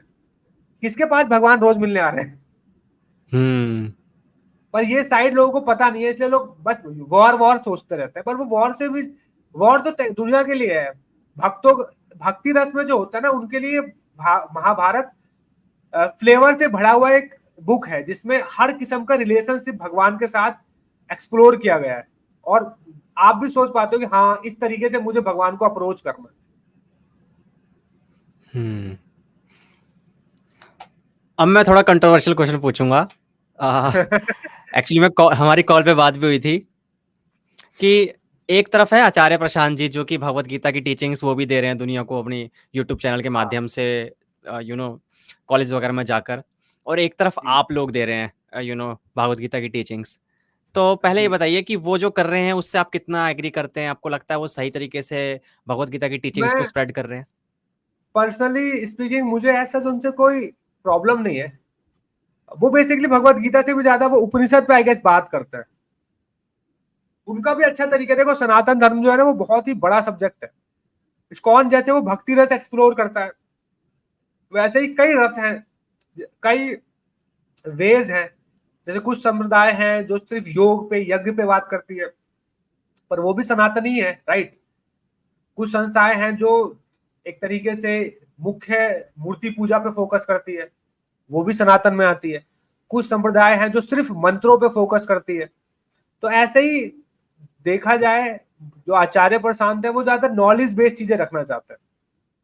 अगर आप ध्यान से देखोगे, वो बहुत ज्यादा हर नॉलेज के आधार पे बात करते हैं कि देखो फैक्चुअली ऐसा होता है, ये चीजें ऐसा होती है, हिस्ट्री ज्यादातर ये बताती है, साइंस के आधार पे समझाना चाहते हैं। जो मैंने देखा है जितना भी, कि वो ज्यादा साइंस के आधार पे रखना चाहते हैं। एक पॉडकास्ट भी शायद मैंने देखा था उनका, उनके साथ क्या नाम है, ध्रुव राठी के साथ, काफी वो कंट्रोवर्शियल पॉडकास्ट था। उसमें भी उन्होंने, उसके बाद मुझे पता चला था उनके बारे में कि ये व्यक्ति एग्जैक्टली सोचता कैसे है। तो जो मैंने देखा है वो एक तरीके से उपनिषद के आधार पर निर्गुण वाले चीज को ज्यादा फोकस करते हैं कि भगवान का कोई रूप नहीं है। तो इसलिए उसकी मूर्ति वगैरह बनाना भी, मूर्ति जो बना रहे हो आप अपने स्वेच्छा से सोच के बना रहे हो, उसका कोई फाउंडेशन नहीं है। वो इस तरीके से कुछ बातें कर रहे थे। तो जैसे भगवत गीता में है ना, चैप्टर्स, अगर भगवत गीता को पढ़ोगे तो भगवत गीता में 18 अध्याय है और हर अध्याय का एक नाम है। जैसे कि अभी मैं आपको पढ़ के सुना देता हूँ। जैसे सबसे पहले कि भगवत गीता चैप्टर 1 युद्ध स्थल के ऊपर बात करते हैं। चैप्टर 2 में गीता का सार दिया गया है। मतलब पहला चैप्टर अगर पढ़ोगे तो एग्जैक्टली है क्या, बैटलफील्ड हो रहा है, योद्धा कौन कौन है, सबके बारे में बताया गया है। उसके बाद भगवान स्टार्ट करते हैं बोला, पहले पूरे चैप्टर अर्जुन बोला है, पूरा चैप्टर अर्जुन बोलता है, अपने डाउट्स कंफ्यूजन सब बोल देता है। फिर भगवान गीता का सार सुनाते हैं। उसमें एक तरीके से गीता का जो सेकंड चैप्टर है वो पूरी भगवत गीता एक बार में भगवान ने पहले ही बोल दी थी, पर अर्जुन को नहीं समझ आया, फिर भी डाउट में था, या ये कहो कि समझ में आ गया but still he want to more, है ना, और अच्छे से समझना चाह रहे हैं, तो दैट बार बार ये कंफ्यूजन ना आए। तो उन्होंने फिर थर्ड चैप्टर दिया कर्म योग, उसके बाद दिया सांख्य, और फिर दिया भक्ति योग, उसके बाद फिर से दिया कर्म योग, पर इस बार भक्ति योग के साथ। तो इस तरीके से देखोगे तो काफी सारे योग और नॉलेज लेने के माध्यम बताए। अब कुछ लोग होते हैं सोसाइटी में कहते हैं कर्म करो फल की चिंता मत करो, जस्ट डू योर ड्यूटी। कुछ लोग ऐसे भी लोग हैं सनातन में। पर भगवान ने ये थर्ड चैप्टर के बाद भी और भी चैप्टर इसी को लेके बोले गए, नॉलेज ज्ञान योग दिया। मतलब ड्यूटी करना है पर ज्ञान भी तो होना चाहिए कि क्या कर रहे हो। ऐसे तो टेररिस्ट भी ड्यूटी कर रहा है, जेब कतरा भी ड्यूटी कर रहा है, कौन नहीं कर रहा, सब कर रहे हैं, पर नॉलेज होना जरूरी है। तो ज्ञान योग दिया कि ज्ञान क्या है। तो कुछ लोग अटके रह जाते हैं कर्म योग पे ऊपर, उसी को लेके वो कंटिन्यू लेक्चर जगह जगह पब्लिक प्लेटफॉर्म में दे रहे हैं, उनको लगता है इतना ही है बेस्ट। फिर कुछ लोग ज्ञान के ऊपर आ जाते हैं, जो जाके मुझे लगता है आचार्य प्रशांत जी हो गए एक तरीके से, वो ज्यादातर ज्ञान पे आधार रखना चाहते हैं, तो वो नॉलेज नॉलेज बोलते रहते हैं। पर भगवान वहां भी नहीं रुके, वो कह रहे नॉलेज के ऊपर भी चीजें हैं। फिर बोलते हैं भक्ति योग, भक्ति योग में आ जाता है नॉलेज भी, कर्म योग, सारे योग आ जाते हैं। उसके बाद बोलते हैं कर्म योग, फिर एक और चैप्टर आता है कर्म योग भक्ति योग के साथ, फिर आता है फिफ्थ चैप्टर, वहां पे बता रहे हैं कि इन सबको मर्ज करके कैसे आगे बढ़ना है। उसके बाद बता रहे हैं, फिर अपना विराट रूप दिखा रहे हैं, फिर सारी चीजें क्लियर कर रहे हैं। दिक्कत सोसाइटी में भी ये चल रही है, जो मुझे आचार्य प्रशांत जी के साथ लगती है। ऑफ कोर्स मैं उनको बहुत रिस्पेक्ट करता हूँ, बट वो शुरुआत के 2 चैप्टर पे ही ज्यादा फोकस करते हैं कि कर्म योग, नॉलेज होना चाहिए, ये होना चाहिए, वो होना चाहिए, बट और इसलिए वो भक्ति योग को ज्यादा अप्रिशिएट नहीं करते। पर मेरा यही कहना है कि देखो इतने सारे चैप्टर हैं भगवत गीता में, एक ही सिर्फ ज्ञान योग पे अटके रह जाए क्या? ज्ञान योग के बाद भगवान ने कहा जब ज्ञान मिल जाए तो इस ज्ञान का करना क्या है? मेरी सेवा में लगाओ। बिल गेट्स की सेवा में थोड़ी लगाओगे, जॉर्ज बुश की सेवा में लगाओगे, या मोदी जी की सेवा में लगाओगे? कहा इस ज्ञान का, इस ज्ञान का, इस कर्म का करोगे क्या? क्या करना क्या? इतना नॉलेज दे लिया, अष्टांग योग कर लिया, सारी शक्ति बटोर दिया, अब करना क्या? तो भगवान ने कहा भक्ति योग के बारे में बताया, भक्ति योग को लेके भी कैसे करना है, कैसे समझना है और बताया। इस तरीके चैप्टर चलते जा रहे हैं। तो जैसे कहते हैं 1+1=2, बचपन में पढ़ते हैं, पर क्या 10th में ये पढ़ाया जाता है? नहीं पढ़ाया जाता ना। नहीं। पर ये जो बचपन की नॉलेज है, उसके बाद जब हम साइन थीटा कॉस थीटा पढ़ते हैं तो कहीं ना कहीं ये 1+2 वाला भी तो आ ही जाता है ना उसमें। जो छोटे में पढ़ा था वो नॉलेज तो इनबिल्ड ही है ना 10th के सिलेबस में, अगर ध्यान से देखा जाए। ऐसा तो है नहीं कि बचपन में 5वीं तक जो पढ़ा आपने उसको भूल जाओ, 6 के बाद नई चीजें स्टार्ट होती है। फाउंडेशन तो यही होता है ना उसका, हम्म। का खा गा ABCD हाँ 1+2। जैसे स्कूल में जो बचपन में पढ़ते हैं वो ऐसा नहीं है कि आगे चल खत्म हो जाता है, वो बड़ी नॉलेज का पार्ट बन जाता है, उसमें ही रहता है। उसी तरीके से जो गीता की नॉलेज है ना, ये भी ऐसे ही बढ़ती चली जाती है। कर्म योग, ज्ञान योग, ध्यान योग, अष्टांग योग, भक्ति योग, इस तरीके से बढ़ते बढ़ते बढ़ते एंड में भगवान के साथ कहते हैं ना कि मिलने की बात करती है। तो अब सोसाइटी में क्या हो रहा है कि कोई व्यक्ति सिर्फ कर्म योग पे फोकस कर रहा है, कोई सिर्फ ज्ञान ज्ञान पे फोकस कर रहा है। इस तरीके से हो क्या रहा है कि हर व्यक्ति अपना फेवरेट पार्ट लेके उस पर ही बड़ी बड़ी बातें कर रहे हैं। तो मेरे को ऐसा महसूस होता है, जितनी बार मैंने, बहुत ज्यादा नहीं सुना उनको, पर जितना भी सुना है वो सोशल इश्यूज पे बहुत अच्छा बोलते हैं, but when is come to spiritual, अध्यात्म के ऊपर बात आती है तो वो एक पर्टिकुलर टॉपिक या एक थीम को ही लेके रखते हैं। और उनका जो स्टाइल है वो बहुत ज्यादा साइंस बेस्ड होता है कि हाँ साइंटिफिकली होना चाहिए, इसको ही समझ में आना चाहिए, यही सही तरीका है। जो कि ठीक है, जो कि मुझे जिससे कोई प्रॉब्लम नहीं है, बट कहीं ना कहीं वो भी एक तरीके से लिमिट कर जाता है। तो मेरा मानना है कि गीता का नॉलेज है वो बहुत सारे थीम को लेके चलता है। तो सब चीजें एक्सप्लोर करे तो बेटर है, सब बताए, अदरवाइज जो आपकी ऑडियंस है वो भी एक पर्टिकुलर फेज में फंसी रह जाएगी और वो गीता को नहीं, आपके मूड को ग्रास्प करेगी। एक होता है कि भगवान क्या बताना चाह रहे हैं, एक होता है कि मेरे को क्या समझ में आया, मैं क्या बताना चाह रहा हूं। आप समझ रहे हो? तो जैसे मैंने उनको बोला था कि वो जो भक्ति वाले योग को है उनको क्रिटिसाइज बहुत करते हैं, ये सब की क्या जरूरत है, ये सब ठीक है, गलत है। पर सवाल है कि ये तो गीता का पार्ट है ना, ये गलत कैसे हो सकता है? कीर्तन गलत कैसे हो सकता है? भगवान का संकीर्तन में डांस करना गलत कैसे हो सकता है? पर वो इन चीजों को बहुत गलत बताते हैं। तो कहीं ना कहीं मूर्ति पूजन गलत कैसे हो सकती है अगर श्रीमद् भागवतम पुराण के 11वें कैंटो में भगवान कृष्णा अर्जुन को बोल रहे हैं, सॉरी भगवान कृष्णा उद्धव जो उनके कजन ब्रदर है उनको बोल रहे हैं कि मूर्ति पूजन क्यों करनी चाहिए और कैसे करनी चाहिए। तो जब भगवान कृष्णा पुराणों में बता रहे हैं तो गलत कैसे हो सकती है? भगवान, अगर आप पढ़ोगे, श्री रंगनाथन जी एक बहुत प्राचीन डीटी है भगवान विष्णु के, साउथ इंडिया में श्रीरंगम के पास शायद। जब विभीषण जी राम जी के पास थे तो राम जी तो अयोध्या में रुक गए, विभीषण जी को लंका जाना था। तो विभीषण जी ने बोला कि प्रभु आप तो यहाँ रहोगे, मेरी रक्षा कौन करेगा, मैं आपके बिना नहीं रह पाऊंगा। तो उन्होंने कहा था कि मेरे परिवार के एक मुख्य मूर्ति है हमारा राम अयोध्या, इस वाकु वंश में एक मूर्ति है भगवान विष्णु की। वैसे तो शास्त्रों में मूर्ति शब्द यूज नहीं किया जाता भगवान के लिए विग्रह बोला जाता है। विग्रह मतलब जिसमें भगवान, जिस मूर्ति में भगवान की प्रार्थनाओं के द्वारा, मंत्रों के द्वारा स्थापित किया जाता है। तो वो जस्ट कोई रैंडम मूर्ति नहीं रहती, उसके थ्रू भगवान आपकी भक्ति को, आपके भोग को स्वीकारते हैं। तो भगवान ने अपने घर के रंगनाथन विष्णु जी विभीषण जी को दिए थे और वो लेके उन्होंने साउथ इंडिया में इस्टेब्लिश किए थे। तो मेरे कहने का मतलब है राम राज्य में भगवान के इस वाकु वंश में मूर्ति पूजन हो रहा है। भागवतम पुराण में वेद व्यास जी कह रहे हैं मूर्ति पूजन करना चाहिए, कृष्ण जी उद्धव जी को बता रहे हैं।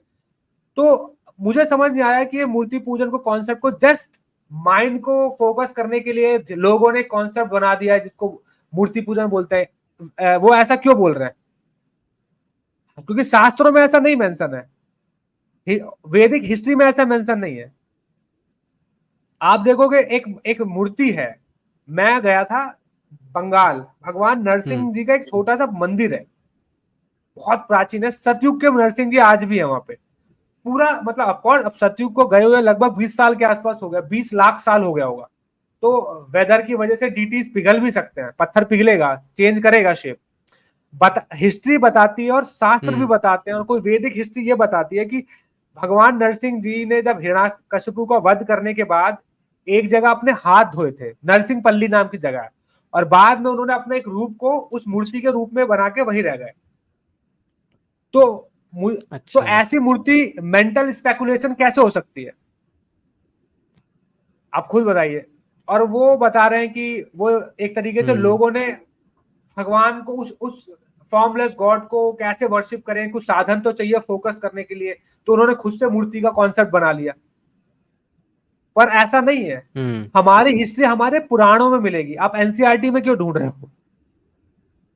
आपको भारत की हिस्ट्री मिल जाएगी एनसीईआरटी में, टूटी फूटी गलत सलत, पर पौराणिक वैदिक हिस्ट्री तो आपके पुराणों में मिलेगी, क्योंकि वेद व्यास जी ने पुराण लिखे थे। उन्होंने उन्होंने उस टाइम एनसीईआरटी या ये सब किताबें नहीं लिखी थी। तो मुझे लोग समझ ही नहीं आता कि पौराणिक हिस्ट्री को वैदिक हिस्ट्री को इधर उधर क्यों ढूंढते हैं। और आप वहां देखोगे तो वहां पर आपको सब कुछ मिलेगा, राम जी, लक्ष्मण जी, इवन राम जी ने माता सीता की भी गोल्ड की मूर्ति बनाई थी, तो सीता जी एग्जिस्ट करती थी तभी तो उनका रूप बनवाया ना, ऐसा थोड़ी अपनी मर्जी से बनाते फिर रहे। तो जहां से मैं उनसे एग्री, मुझे अच्छा लगता है वो सोशल इश्यूज पे बहुत ही वैदिक तरीके से समझाते हैं लोगों को, बट मैं इस बात से बहुत उनका ये वाला अंडरस्टैंडिंग है गॉड की, मूर्ति पूजन की, भक्ति की, मैं उससे बहुत एग्री नहीं करता। मुझे लगता है कि वही कि एक व्यक्ति ने 5वीं तक पढ़ा और अब वही चीज को रिपीट कर रहा है और उसके आगे के 10th 11th के सब्जेक्ट को मानना ही नहीं चाह रहा। वो मानेगा ही नहीं कि भाई मैथ में साइन थीटा कॉस थीटा कैसे हो सकता है, इंग्लिश कैसे आ गई गणित में, जोड़ घटा चलना चाहिए था। तो वो मुझे इसलिए मैं इस चीज पे एग्री नहीं करता हूं उससे, इस वाले एस्पेक्ट पे। Overall he is doing great connecting people with scriptures, उससे मुझे कोई प्रॉब्लम नहीं है, बट ये जो भक्ति वाला एस्पेक्ट है मुझे लगता है इस पे वो बहुत अच्छा नहीं बोलते। इसलिए मैं थोड़ा टाइम लेके आपको बताया कि देखो गीता में इतने चैप्टर हैं, वो अपने अपने पढ़ लेते हैं, हिस्ट्री बता दी ताकि लोग जो भी देख रहे हैं उनको समझ में आ सके। और मेरे प्रॉब्लम है कि मैं थोड़ा लंबा बोलता हूँ, मैं टू द नहीं, पॉइंट आप नहीं बिल्कुल बोलता। सही है, बिल्कुल सही कर रहे हो आप। नहीं, नहीं, बिल्कुल। मैं चाहता था कि आप ऐसे ही एक्सप्लेन करें। कितना टाइम हो गया होगा? 1 महीना पहले ना मैंने एक के साथ पॉडकास्ट किया था, उनका नाम नहीं बताऊँगा, अभी वो पॉडकास्ट आया नहीं है। तो उनसे मैंने पूछा था कि राधा रानी का ज़िक्र कहाँ आता है? हाँ, तो उन्होंने बताया कि राधा रानी का ज़िक्र कहीं नहीं आता है, पर जहाँ आता भी है तो वहाँ बहुत अभद्र तरीके से उनका वर्णन है और उसको कोई भी हिंदू नहीं मानेगा। तो मैं जानना चाहूँगा कि आप इसके बारे में क्या बोलना चाहेंगे? राधा रानी का जिक्र राधा पद्म रानी का पुराण, शिव ज़िक्र पुराण, आता है कहीं? राधा रानी का जिक्र पद्म पुराण, भागवतम पुराण, शिव पुराण, ब्रह्म संहिता, और ग्रेट स्कॉलर शंकराचार्य जी, आप सब शंकराचार्य जी को जानते हैं? हुँ। उस शंकराचार्य को क्या बोला जाता है, हिंदुज्म के को जो पुनः स्थापित करने वाले जो थे, भगवान शिव के अवतार भी बोला जाता है। बट अगर नहीं भी मानोगे, हिस्टोरिकली बताया जाता है कि ही वॉज द वन जिन्होंने वेदों को फिर से लोगों को सिखाया, क्योंकि बुद्धिज्म आ गया था तो कहीं ना कहीं सप्रेस हो गया था कुछ समय के लिए हिंदुज्म। तो वापस उसको दुनिया को बांटा था वो शंकराचार्य थे। शंकराचार्य जी जगन्नाथ अष्टकम लिखते हैं जिसमें राधा रानी के बारे में लिखते हैं। चोलास डायनेस्टी, चोलास डायनेस्टी का में भी एक मैं एग्जैक्टली हाँ लगभग इसी समय एक मूर्ति, एक कुछ स्टैचू दीवार पे बने हुए मिले, जिसमें एक लड़की है जो माखन लेके खड़ी है और एक लड़का है बांसुरी लेके, वो ऐसे रोक रहा है उसको। रुक्मणी जी तो शायद माखन लेके नहीं जाती थी और वो लड़की उनकी उम्र की लग रही है। तो स्क्रिप्चरली अगर देखा जाए तो कौन हो सकती है? राधा रानी। तो जो लोग कहते हैं नहीं मानते तो पद्म पुराण गलत है, शिव पुराण गलत है। शिव पुराण में भगवान शिव से माता पार्वती पूछ रही है, तो शिव जी बता रहे हैं कि जो राधा है वो कृष्णा जी की पत्नी है, जैसे सीता श्री राम की, लक्ष्मी विष्णु की। लिटरली ये स्टेटमेंट है, मैं आपको भेज दूंगा, मैंने इसके ऊपर वीडियो भी बनाया हुआ है। पद्म पुराण में बताया जा रहा है कि शिव जी को कृष्णा जी बात कर रहे हैं, तो कृष्णा जी बोल रहे हैं कि मेरे को पाने के लिए राधा जी की भक्ति करनी पड़ेगी वो, और लेकिन she is the most secret, उसको ज्यादा बताना नहीं, वो सीक्रेट है, उनके बारे में ज्यादा बताने की जरूरत है, लोग इतना नहीं समझ पाएंगे। ये लिटरली इस तरीके से मेंशन है, मैं आपको वर्सेस भेज दूंगा। और तो मतलब अब मैं वही, मेरा सवाल है कि आपको कैसे चाहिए, मतलब किस तरीके से लिखा होना चाहिए कि आप मानोगे? क्या कंट्रोवर्शियल है? अपनी पत्नी के साथ ही तो है वो। अगर कुछ कंट्रोवर्सी है भी, सपोज कुछ कंट्रोवर्शियल है, तो वो हो सकता है वो चीज कंट्रोवर्शियल हो, पर्सन नहीं था इसका, ये कैसी बात हुई? हिस्ट्री में तो ऐसे कई ग्रेट पर्सनैलिटीज हैं, जैसे कि पृथ्वीराज चौहान को लेके आज भी कंट्रोवर्सी ये है कि वो एक बार लड़े थे या 15 बार लड़े थे। और इंडियन हिंदू लोगों ने लिखा है, अच्छा। एक ने लिखा है एक बार युद्ध हुआ था। गुजरात के कुछ लोग कहते हैं नहीं 4 बार लड़े थे, कुछ लोग कहते हैं 16 बार हराया था। इंडियन हिस्ट्री ये चीज बताने दी, तो क्या मोहम्मद गोरी को नहीं था क्या, या पृथ्वीराज चौहान नहीं थे फिर? ऐसी कई लोगों की हिस्ट्री है जो समय के साथ साथ लोगों ने कंफ्यूज करी है, खराब करी है, पर पर्सन इससे इसका मतलब ये थोड़ी कि वो पर्सन नहीं है। और क्या मतलब नहीं है? आप लोगों ने कहा कि नहीं वेदों में नहीं है इसलिए नहीं मानता, तो वेदों में तो पार्वती माता का भी नाम नहीं है, तो मत पूछो। वेदों में भी कृष्ण को जिस रूप से हम आज पूछते हैं वो कुछ है ही नहीं। जैसे कृष्ण गोवर्धनधारी कृष्ण है, ये सब कुछ है ही नहीं, कुछ नहीं है वेदों में फिर कृष्णा जी के बारे में। जिस तरीके से कृष्ण जी को हम पूछते हैं सब में है ही नहीं, तो फिर वो भी मत पूछो। वो ये कहता है कि हम पुराण ही नहीं मानते, हम सिर्फ वेद मानते हैं। तो फिर वैदिक हिस्ट्री हटा दो, फिर पुराण हटा दोगे ना, गई वैदिक हिस्ट्री, खत्म। फिर आप बचेगा क्या, कैसे एक्सप्लेन करोगे? फिर आप कहते हो कि मैं मानता हूं महाभारत हमारी हिस्ट्री है, तो महाभारत में ही बोला गया, पहले चैप्टर में 19 बार आ जाता है आदि पर्व में कि पुराण पढ़े, पुराण पढ़े, पुराण पढ़े, पुराण पढ़े। ब्रह्मा जी के सामने वेद व्यास खड़े हैं, वेद व्यास जी बोल रहे हैं ब्रह्मा जी को कि हे प्रभु, मैंने वेद, इतिहास और पुराणों की रचना कर दी है। आदि पर पहला चैप्टर ऋग्वेद, जिसमें भगवान बोल रहे हैं कि मेरे श्वास से, मुख से वेद, देवता, इतिहास और पुराण निकलते हैं। और उस पुराण में, उस पद्म पुराण में राधा रानी, शिव पुराण में राधा रानी, मात्सर्य, और मतलब लगभग 5 से ज्यादा पुराण है जिसमें श्रीमती राधा रानी के बारे में बताया गया। पर वो कह रहे हैं कि अब नहीं मानूंगा मैं। तो इससे एक बात समझ में ये आती है कि आप लोग चाहते हो भगवान आपके हिसाब से चले। अगर आपको समझ में आ रहे हैं तो मानोगे, आपको नहीं समझ में आ रहे, आपको डाउट हो रहा है, आपको अजीब लग रहा है, तो मैं नहीं मानूंगा। हम उस भारत में पैदा हुए हैं जिसने कामासूत्रा दुनिया को दिया है, सेक्स कैसे करना है, लड़की के साथ एंजॉय कैसे करना है, फिजिकल, मुंह पे बोल रहा हूं मैं। तो अब मंदिरों में हम लोगों ने कामासूत्रा बनाया है, और हम लोग वो सोसाइटी है जो कह रहे हैं कि हम तो इतने समझदार हैं, हम तो बात ही नहीं करेंगे इस टॉपिक पे। अगर कृष्णा राधा जी के बारे में कुछ ऐसा है गलती से भी, तो शिव शिव शिव पाप हो गया, पाप हो गया, तो तोड़ दो फिर सारे मंदिर। फिर आप भी मत छूना अपनी पत्नी को, कभी मत छूना। अल्लाह की देन बोलना जैसे मुस्लिम बोलते हैं, मतलब क्या, मतलब समझ रहे हो एग्जैक्टली प्रॉब्लम क्या है? इतना सिविलाइज्ड हो गए, इतना सिविलाइज्ड हो गए हैं कि सिविलाइजेशन ही नहीं संभाली जा रही। हमें सोसाइटी को सभ्य बनाना है। तो सभ्य बनाने का मतलब यह है कि जो ऐसे सेंसिटिव टॉपिक है, इसको समझना ही नहीं है। इसको ऐसे हिंदू समाज पता है कैसा हो गया है? जैसे इसको स्कूल में 10th क्लास में रिप्रोडक्शन का चैप्टर होता था और टीचर कैसे पढ़ाता था, वो पढ़ाता ही नहीं था। वो इतना शर्माता था कि वो ऐसा से करता था, बस मुंह पे पेंसिल रख के बोल देगा कि अब समझ में आया, नहीं आया, हाँ यही है, इतना इंपॉर्टेंट नहीं है, ये चैप्टर रहने दो। इस चैप्टर को रहने देने से वो चीजें करोगे नहीं क्या? आइडियली ढंग से बता देना चाहिए, ताकि लोगों को दिमाग में जो सेक्स को लेके फैंटेसी है, सो कॉल्ड फैंटेसी, कि इंजॉय मिलेगा, मजा आएगा, वो उसको क्लियर हो जाए ना। अच्छा ये ऐसी चीज है क्या, तो ठीक है, इसको ध्यान रखेंगे, तमीज से रहेंगे, इसको लेके मजाक नहीं करेंगे, तो वो तुम बढ़ाओगे नहीं। और वही हो रहा है, राधा कृष्ण को लोग कुछ ऐसी बातें हैं जो शर्म से पानी पानी हो जाएगा। क्या बातें हैं? वही तो मैं कह रहा हूं, चलो आप डिस्कस कर लेते। ऐसा क्या शर्म की बात हो जा रही है? अगर शर्म की बात होती तो आपने मंदिरों में क्यों कामासूत्र बनाया? अगर शर्म की बात होती तो कामासूत्र लिखा ही क्यों? अगर शर्म की बात होती तो 100 बच्चे हमारे राजाओं ने पैदा कर दिए, फिर तो ऐसा लगता है तो क्यों उसको रिस्पेक्ट कर रहे हैं? मतलब क्या शर्म की बात है, मुझे समझ नहीं आता। मतलब या फिर तुम भी मत छूना अपनी पत्नी को, कभी मत देखना, शर्म की बात है ये। मैं तो सोच भी नहीं सकता भगवान ने ऐसा कर दिया। पत्नी है उन, शिव जी ने बोला पत्नी है, लवर्स है, हाथ में हाथ पकड़ के नहीं घूमेंगे तो कैसे घूमेंगे? प्यार का आदान प्रदान कैसे होता है?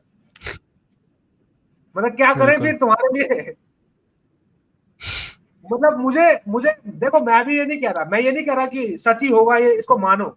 मैं भी कह रहा हूँ कि हो सकता है कि जिस तरीके से दिखाया गया है, हो सकता है समय के साथ किसी ने डाइल्यूट किया हो स्क्रिप्चर्स को, तो पढ़ के ठीक करो ना भाई। आप ये क्यों बोल रहे हो कि थी नहीं?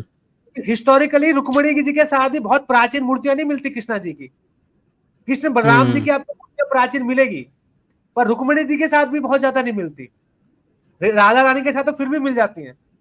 तो अब हिस्टोरिकली जाओगे तो आपको कुछ नहीं मिलने वाला। कृष्ण जी मिलेंगे, हर जगह मिलेंगे आपको। स्त्री उनकी एक जगह आपकी बहन मिलेगी, सुभद्रा जी, हजारों साल से जगन्नाथ बलदेव सुभद्रा जी, जगन्नाथ बलदेव और सुभद्रा कृष्ण बलराम और उनकी बहन है। तो प्राचीन में आपको उनकी तीनों की मूर्तियां मिल जाएगी। तो आप ये बोलोगे कि कृष्ण ने शादी नहीं करी, उनकी तो बस एक बहन थी। मतलब आप इंडियन हिस्ट्री को आर्कियोलॉजिकली एक्सप्लोर नहीं करना चाह रहे, शास्त्रों को उतना पढ़ना चाहते हो जितने में आपका धर्म घबराए नहीं, जितने में आप डरने ना लगो। मतलब आप खुद सोच के देखो ना, हल्का सा कुछ सेंसिटिव टॉपिक आ जाए, कुछ प्राइवेट मूवमेंट्स आ जाए तो डर जाते हो। उसको समझो ना कि ठीक है, क्या दिखाना चाह रहे हैं। यही भक्तों का काम ही क्या है, आध्यात्मिक हिंदू लोगों का काम ही क्या है, शास्त्र पढ़ के जो चीज कंफ्यूज लग रही है उसको जनता को सही तरीके से समझाना। आप खुद ही आउट आ जा रहे हो, खुद में ही डाउट आ रहा है आपको, इसलिए लोग मजाक उड़ाते हैं। आप कह रहे हो कि स्वर्ग में जाओगे तो स्वर्ग में बहुत सारी अप्सराएं हैं, तब आपको बड़ा मजा आ रहा है। जब आपको भोगने की बात आए तो आप एंजॉय कर रहे हो, ओ भाई स्वर्ग जाएंगे एंजॉय करेंगे। पर भगवान के केस में ये ऐसा कैसे कर दिया, छी, मैं तो सोच नहीं सकता भगवान ऐसा कर सकता है। अरे ठीक से पढ़ ले, क्या हो वहां पे क्या दिखाना चाह रहे हैं। हो सकता है मेटाफोरिकली कुछ समझाना चाह रहे हो, भाई स्क्रिप्चर्स में मेटाफर को बहुत यूज किया गया है। हो सकता है वहां पे मेटाफोरिकली कोई बात चल रही हो। भगवान कृष्णा ही भगवत गीता में बोलते हैं कि जो गृहस्थ आश्रम का सेक्सुअली प्लेजर है रेगुलेटेड, उसका वो भी मैं हूं। पानी में स्वाद मैं हूं, अग्नि की भूख मैं हूं, जो भूख लगती है तो जो अग्नि उठती है ना एनर्जी, वो एनर्जी मैं हूं। तो जो भगवान ये बोल सकता है कि काम में भी सुख मैं हूं, तो तुम उसको तो मतलब अब आप उसको बजाय समझने के आप भागते फिर रहे हो कि नहीं नहीं पढ़ूंगा, नहीं पढ़ूंगा, नहीं रिप्रोडक्शन चैप्टर आगे नहीं पढ़ूंगा। तो फिर मत पढ़ो, मजाक उड़ाएंगे लोग। सबसे ज्यादा भगवान कृष्ण के भक्त ब्रह्मचारी होते हैं। मीराबाई ने कृष्ण को पढ़ा, अपने पति को कभी टच नहीं किया। चैतन्य महाप्रभु, उन्होंने कभी नहीं टच किया। इतने सारे ग्रेट सेंट हुए, माधवाचार्य हो गए, और किन किन का नाम लू, मतलब निम्बाकाचार्य, इतने हैं, नरसिंह मेहता, तुकाराम, ये सबको पढ़ो, ये सब उसी कृष्ण के तो भक्त हैं। ये भी सब पढ़ के निकले। पर इनको ये पढ़ने के बाद कह रहे हैं मुझे अब समझ में आ गया, अच्छा भगवान क्या कह रहे हैं, मैं तो भाई साहब भक्ति करूंगा अच्छे से। तुमने ऐसा क्या पढ़ लिया कि तुम्हें छी लगने लग गया? तुम्हारे पूर्वजों को तो नहीं लगा। और आई गेस तुम्हारे, इससे ये पता चलता है कि तुम्हारे पूर्वज ज्यादा मैच्योर थे, and that would be the reason कि उस टाइम रेप नहीं होते थे। लोग सेक्स को लेके भागते नहीं थे, उसको अच्छे से समझते थे, और उनको पता था ये कितना सेंसिटिव चीज है, इसके साथ डील कैसे करना है। और आज की दिक्कत है, इतना ज्यादा पढ़ लिया, इतना अच्छे समझदार सिविलाइज्ड हो गए कि अब कुछ संभाला ही नहीं जा रहा है इनसे। जहां से डाउट हो जाए, जो कुछ भी चैप्टर डाउट है, ये वाला अंग्रेजों ने डाल दिया है, ये वाला मुगलों ने डाल दिया है, हिस्ट्री खराब कर दी हमारी, हिस्ट्री खराब कर दी हमारी। तो फिर हिस्ट्री क्या थी तुम्हारी, बात तुम ही बता दो, फिर हम वो पढ़ लेंगे। तो बोलोगे नालंदा तो नष्ट हो गई, सब चला गया। मतलब कब तक भागेंगे? मुझे एक बार मुस्लिम ने बोला था कि कई क्रिश्चियन ने बोला कि तुम्हारे भगवान तो किस कर रहे हैं, तुम्हारे भगवान तो टच कर रहे हैं महिलाओं को। तो मैंने कहा क्यों, नहीं करना चाहिए क्या? तेरे बाप ने नहीं टच किया होगा, या प्रॉफिट मोहम्मद ने अपनी वाइफ को टच नहीं किया होगा? जीसस क्राइस्ट कैसे जन्म लिए होंगे? मतलब आप इन चीज को गलत क्यों बोल रहे हो? मतलब क्या है, शादी क्यों करते हो तुम लोग, गर्लफ्रेंड क्यों बताते हो, बच्चे कैसे होते हैं? भगवान का दिया हुआ प्रोसेस ही है ना, तो इतना भाग क्यों रहे हो? भगवान के खुद के हंड्रेड्स ऑफ चिल्ड्रन थे यार। एडम एवा को आपने क्या दिखाया?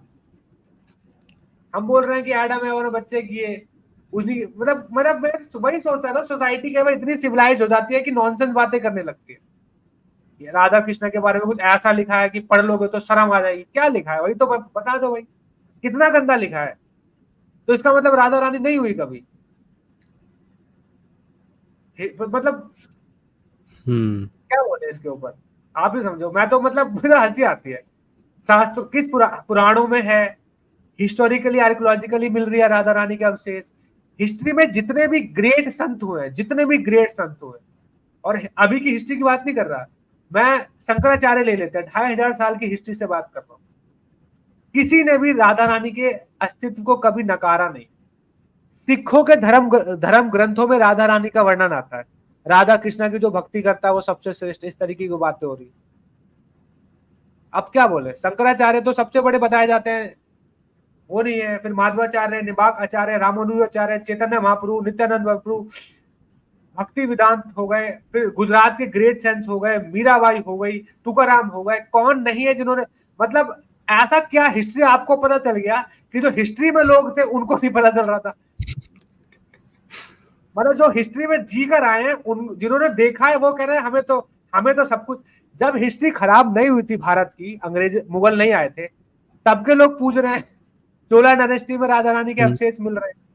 वृंदावन के जितने प्राचीन मंदिर हैं मुगलों के पहले के भी, आज भी वहां पे राधा कृष्णा वर्शिप कर रहे हैं। तो तुम मुझे ये बताओ कि किसने आके राधा रानी डाला, किसने आपके कृष्ण की इमेज खराब करी, कब आई? आप कहते हो कि नहीं मुगलों से आई, पर जितने भी वृंदावन के मंदिर हैं वो तो मुगलों के पहले के हैं। गोविंद देव जी हो गए, राधा माधव जी हो गए, मदन मोहन टेम्पल, कितने प्राचीन, ये अंग्रेजों के सॉरी मुगलों से पहले के मूर्तियां हैं, आज भी हैं। मदन मोहन चले जाओ, गोविंद देव जी को हम पूजते हैं ना जयपुर में, जयपुर नरेश भी बोला जाता है उन भगवान को, राधा कृष्णा जी की मूर्ति है। कहते हैं जब मुगल्स ने अटैक किया था उस मूर्ति को वृंदावन से जयपुर भेजा गया था। मदन मोहन जी एक प्राचीन मूर्ति है करौली में, राजस्थान में, वहां पे भी आज भी राधा कृष्णा जी की पूजा हो रही है। वो मूर्ति भी लगभग 500-700 साल पुरानी है, उधर भी राधा कृष्णा जी का चल रहा है।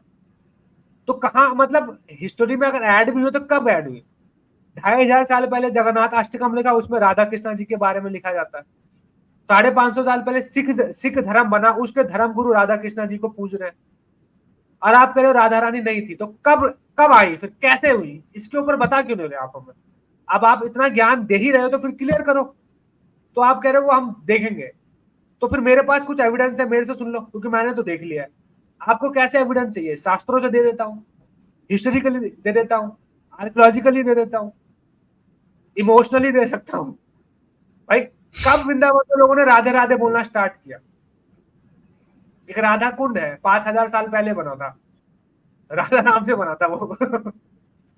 अच्छा। उसको फिर से बनाया गया था, ठीक करके 500 साल पहले, तब भी राधा राधा कुंडी नाम था उसका। तो कब आई राधा? इसका मतलब क्या है? मतलब बोलने के लिए तो कुछ भी बोल सकते हैं। अब सवाल ये है कि लोग इसके ऊपर उंगली नहीं उठाएंगे। इस्कॉन शिव जी को छोटा कह रहे हैं, अरे यहाँ पे तो हिस्ट्री गलत बता रहे एक आदमी, उसके ऊपर भी तो कुछ बोलो। बिल्कुल। और खुल के बोला था, मैं यूट्यूब पे वीडियो बनाया था कि मेरे को काट के दिखाओ, दो प्रूफ। तो एक लड़के ने ये वाला प्रूफ दिया कि अरे जो बातें लिखी है ना वो बहुत अजीब है। मैंने क्या लिखा है? क्या लिखा होगा? तुम्हारे शास्त्र कामा सूत्र बता रहे हैं, तुम्हारे शास्त्रों में ये सब मंदिरों में बनी हुई है, तो फिर वो मंदिरों में मुगल बना के गए थे ताकि तुम्हारा धर्म नीचा साबित कर सके। मतलब क्यों भाग रहे हैं हम इन सब चीजों से? इसको ठीक से समझते क्यों नहीं है? और बिलीव मी, कुछ चीजें ऐसी होती हैं जिनको जेन्युइनली समझोगे ना तो आपका जीवन बेहतर होगा। भगवान के पास करने के लिए कुछ नहीं है, और संसार में आ रहे हैं तो हर चीज आपको समझाने के लिए करते हुए चले जा रहे हैं। भगवान से अच्छा सही चीज कैसे कोई बता सकता है? भगवान ही तो कामदेव भी है, एज पर भगवत गीता। कामदेव मैं हूं, तो फिर सब कुछ तो जाहिर सी बात है, तो सब कुछ वही से तो सीखोगे। पर हम सब भाग रहे हैं। हम लोग इतने सभ्य हो गए, इतने सिविलाइज बनने की कोशिश कर रहे हैं कि हम लोग ना, अब कहते हैं ना कि गांव के मुखिया है, बेटिया मुंह ढक करके चलो, हम ऐसे होते जा रहे हैं। बहुत सिविलाइज हो रहे हैं, इतने अच्छे हो रहे, इतने सभ्य हो गए कि गला घोट के एक दूसरे को मारने में लगे पड़े। और ऐसे तो फिर नहीं हो पाएगा काम। आप देखो दूसरे रिलीजन खुल के इस चीज को एक्सेप्ट कर रहे हैं, वो तो नहीं भाग रहे। उनको क्योंकि उनको पता है कि कुछ ऐसा नहीं है। पर हिंदू धर्म के साथ दिक्कत क्या, वो खुद ही डाउट में है, वो खुद ही सोच रहा है सही गलत क्या है, क्योंकि वो अपने हिसाब से भगवान, वो खुद भगवान, वो अपने हिसाब से भगवान को पूछना चाहता है। उस इंसानों ने खुद स्टैंडर्ड सेट कर लिया है, मॉरल वैल्यू, मतलब ये चीज मोरालिटी में होगी, ये चीज गलत है, ये चीज स्टैंडर्ड सेट कर, हमने अपने स्टैंडर्ड सेट कर दिए और उस स्टैंडर्ड के पैरामीटर से हम भगवान को जज कर रहे हैं। पर भगवत गीता में भगवान कृष्ण बोलते हैं कि तीनों गुणों से ऊपर मैं हूं। संसार में मेरे लिए करने के लिए कुछ नहीं है, जितने भी चीजें हैं सब मेरे मेरे से नीचे हैं, पर मैं आता हूँ अपनी मर्जी से, धर्म करता हूँ, कर्म करता हूँ और फिर चला जाता हूँ। मैं इन चीजों में लुप्त नहीं रहता। और अब आपको सिखाने के लिए आता हूँ, समझाने के लिए चला जाता हूँ। तो अगर प्यार किया है तो गलत क्या है, मुझे समझ नहीं आता। बिल्कुल। मतलब वो भगवान को आप अपने हिसाब से चलाओगे क्या? तू कहे तो भौंकू, तू कहे तो काटू, है सनी देओल की मूवी चल रही है क्या? समझ नहीं ना हाँ, ऐसा। हो सकता है वो वो सही हो। ह्यूमनाइजेशन करना चाहते हैं वो। ये हमारी आदत है, हम ह्यूमनाइजेशन करते हैं। हम चाहते हैं कि भगवान के अंदर भी वही चीज दिखे जो हमारे अंदर है। ये हमारी आदत हाँ, है। एक हम कंपटीशन करते हैं भगवान से। तू कहे तो साला कैरेक्टर ढीला है, मैं करूँ तो रासलीला है, काइंड ऑफ ऐसा गाना भी है ना। हम भगवान से इनवी हम्म करते हैं। हम्म शास्त्र बताते हैं कि संसार में इंसान बताए क्यों आता है। भगवान ने हम्म सब कुछ दिया हुआ है, सब कुछ मतलब सब कुछ। आप इच्छा करो, वो इमीडिएट प्रकट हो जाएगी, ये लाइफ हम जीते हैं। पर वो देखता है कि सब लोग भगवान को पूछते हैं, मुझे नहीं पूछते, तो ये इनवी उसके अंदर आती है। और इस लेवल का मैं बनना चाहता हूँ, ये ग्रीड उसके अंदर आती है। वो पावर मुझे भी चाहिए कि मेरे को देखो, कोई भी ये व्यक्ति, हर व्यक्ति कहीं ना कहीं अटेंशन चाहता है ना, उसके अंदर इनबिल्ड होता है। हम्म क्योंकि यही ये अटेंशन भगवान को मिलती है, उसको देख के जलता है, फिर धरती पे आता है और वो वही चीज ढूंढता है। वरना ये राजाओं, अब देखो ना, सुपीरियर पूरा पूरा ह्यूमन हिस्ट्री क्या है? खुद को सुपीरियर बनाने की लड़ाई तो है, हम्म अटेंशन लेने की लड़ाई तो है, क्योंकि ये भगवान से इसीलिए लड़कर आया है। भक्त जैसा अगर पढ़ेंगे भगवान के बारे में, क्यों भगवान धरती, इंसान क्यों भगवान से दूर हुआ? क्योंकि जेलसी कर गया था। तो जिन लोगों ने जेलसी नहीं करी, जो कि एक्चुअली बहुत ज्यादा है, वो रहते हैं। कुछ लोग आते हैं लोगों को अच्छी चीज सिखाने, बड़े बड़े साधु संत हो गए, कुछ लोग हो गए जो गलत थे, कुछ लोग एक्सप्लोर करने आ जाते हैं। बट मेनली पर्पज यही था कि एनवी करता है भगवान से और उनको कॉपी भी करना चाहता है। तो भगवान कहता है कि मेरे घर में तो एक ही कृष्ण है, फॉर यू, क्योंकि मैं तुमसे इतना प्यार करता हूं कि मैं तेरी ये भी इच्छा पूरी करना चाहता हूं। पर मेरे जहां मैं हूं वहां पे तो मेरे भक्त मुझे पूजेंगे, और तुम जैसे भी बहुत सारे होते ही हैं। तो एक धरती बनाता हूं, संसार जाओ, एक्सप्लोर करो, पर मैं तुम्हें रक्षा हमेशा करता रहूंगा। जब तुम्हें लगे कि वापस आना है, आ जाना। और हम्म भक्ति करने का मतलब होता है कि आपको ये समझ में आया कि नहीं यार, जाना तो भगवान के साथ ही है। अगर लड़ाई भी करना है तो यार उसी से करना है, उससे दूर नहीं रहना। इसको भक्ति कहते हैं। तो लोग कहते हैं भक्ति योग क्या है, मतलब आज मुझे समझ में आ गया कि मेरा रिश्ता मेरे भगवान से है। मुझे लड़ना है उसके साथ, मुझे खेलना है उसके साथ, मुझे खाना उसके साथ है। मुझे नहीं चाहिए फालतू की निब्बा निब्बी वाला प्यार, मेरे से नहीं झेला जा रहा। मुझे नहीं बनना बिलियनियर, हो गया। जब तक हूं यहाँ पे रहूंगा, अच्छा करूंगा। पर मुझे यार उधर जाना है। मुझे समझ में आ गया है कि मेरे अंदर एक जेलसी थी, मेरे अंदर लस्ट ग्रीड था, और उसकी वजह से मैं ना इधर सेट हो पा रहा हूँ। और यही रीजन है कि उधर मुझे वापस जाना है। इसको भक्ति कहते हैं। जिस दिन ये समझ में आ गया, हो गया बेड़ा पार। पता है, आज मेरे अंदर का जो नास्तिक है वो बहुत परेशान सा लग रहा है मुझे। एक्चुअली क्योंकि पता नास्तिक है होना मैं, गलत नहीं है, पता है। दीप जी, मैं अपनी एक बार बात कहना चाहूंगा कि जब भी मैंने कृष्ण जी की तस्वीर देखता हूँ, चाहे वो महाभारत वाली है जो टीवी पे चलती है या फिर उनके गाने सुनता हूँ, तो ऐसा मतलब कुछ मैं कनेक्शन सा फील करता हूँ, लेकिन मेरा रैशनल माइंड बार बार कहता है ना यार ऐसा कुछ नहीं है, ये बस तेरा एक मतलब कुछ है, लेकिन मैं एक्सप्लेन नहीं कर पाता उस चीज को। वही सेम फीलिंग मेरे को अभी आ रही है जब मैं आपसे बात कर रहा था और कृष्ण को सुन रहा था। तो कृष्ण के को लेकर मेरे अंदर बहुत सारे सवाल थे, अभी भी है बहुत सारे। मुझे नहीं लगता कि आज वो 15-20 घंटे का पॉडकास्ट हो जाएगा अगर मैं पूछने बैठा आप तो। पर्सनली कभी भी मिलने आ जाओ, मेरे पास बहुत समय है। इस टॉप ये मेरा या फेवरेट सब्जेक्ट है।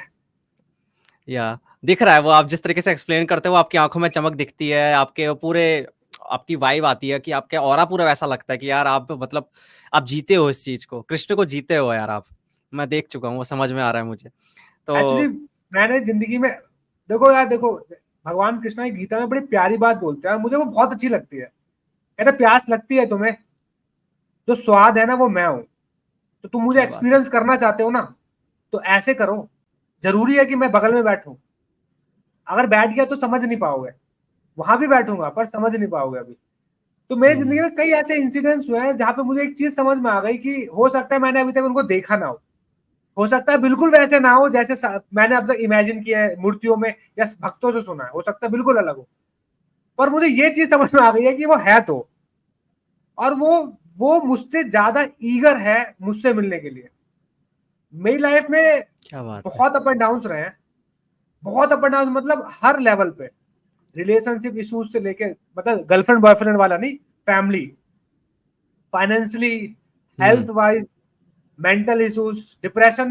मैं डिप्रेस लड़का रहा हूँ, मतलब मैंने डिप्रेशन को जिया है कई साल, बहुत साल। और मैं फिर भी मैनिफेस्ट करता रहता था कुछ चीजें। पर मैंने देखा जब मैंने ऐसे भगवान को अप्रोच किया, मैं कृष्णा को लेकर अट्रैक्ट होता था, मानता नहीं था। मुझे कभी कृष्णा बहुत आइडल नहीं लगते थे। मैं शिव जी को, राम जी को, हनुमान जी को, साईं बाबा को, इनसे इनको पूछता था। पीर बाबा को, मजारों में जाता था मैं, मतलब मैं सच बता ही देता हूँ। कृष्णा की जन्माष्टमी वर्ष बनाता था। मुझे नहीं पता मैं क्यों बना रहा हूँ, मेरे अंदर एग्नोस्टिक था। मैं आज तक इसका, मैं ये, मेरा जवाब ये होता था कि डायनासोर आए या राम पहले आए, क्योंकि डायनासोर की हिस्ट्री के हिसाब से राम जी नहीं आ रहे। मैं ये कंफ्यूजन रहता था और मुझे कोई आंसर ही नहीं करता था। और मैं साइंस बैकग्राउंड से था, सिविल इंजीनियरिंग बैकग्राउंड था, डिस्कवरी में दिन रात देखता था। तो ह्यूमन एवोल्यूशन मैंने डिस्कवरी से देखा, डार्विन पढ़ा।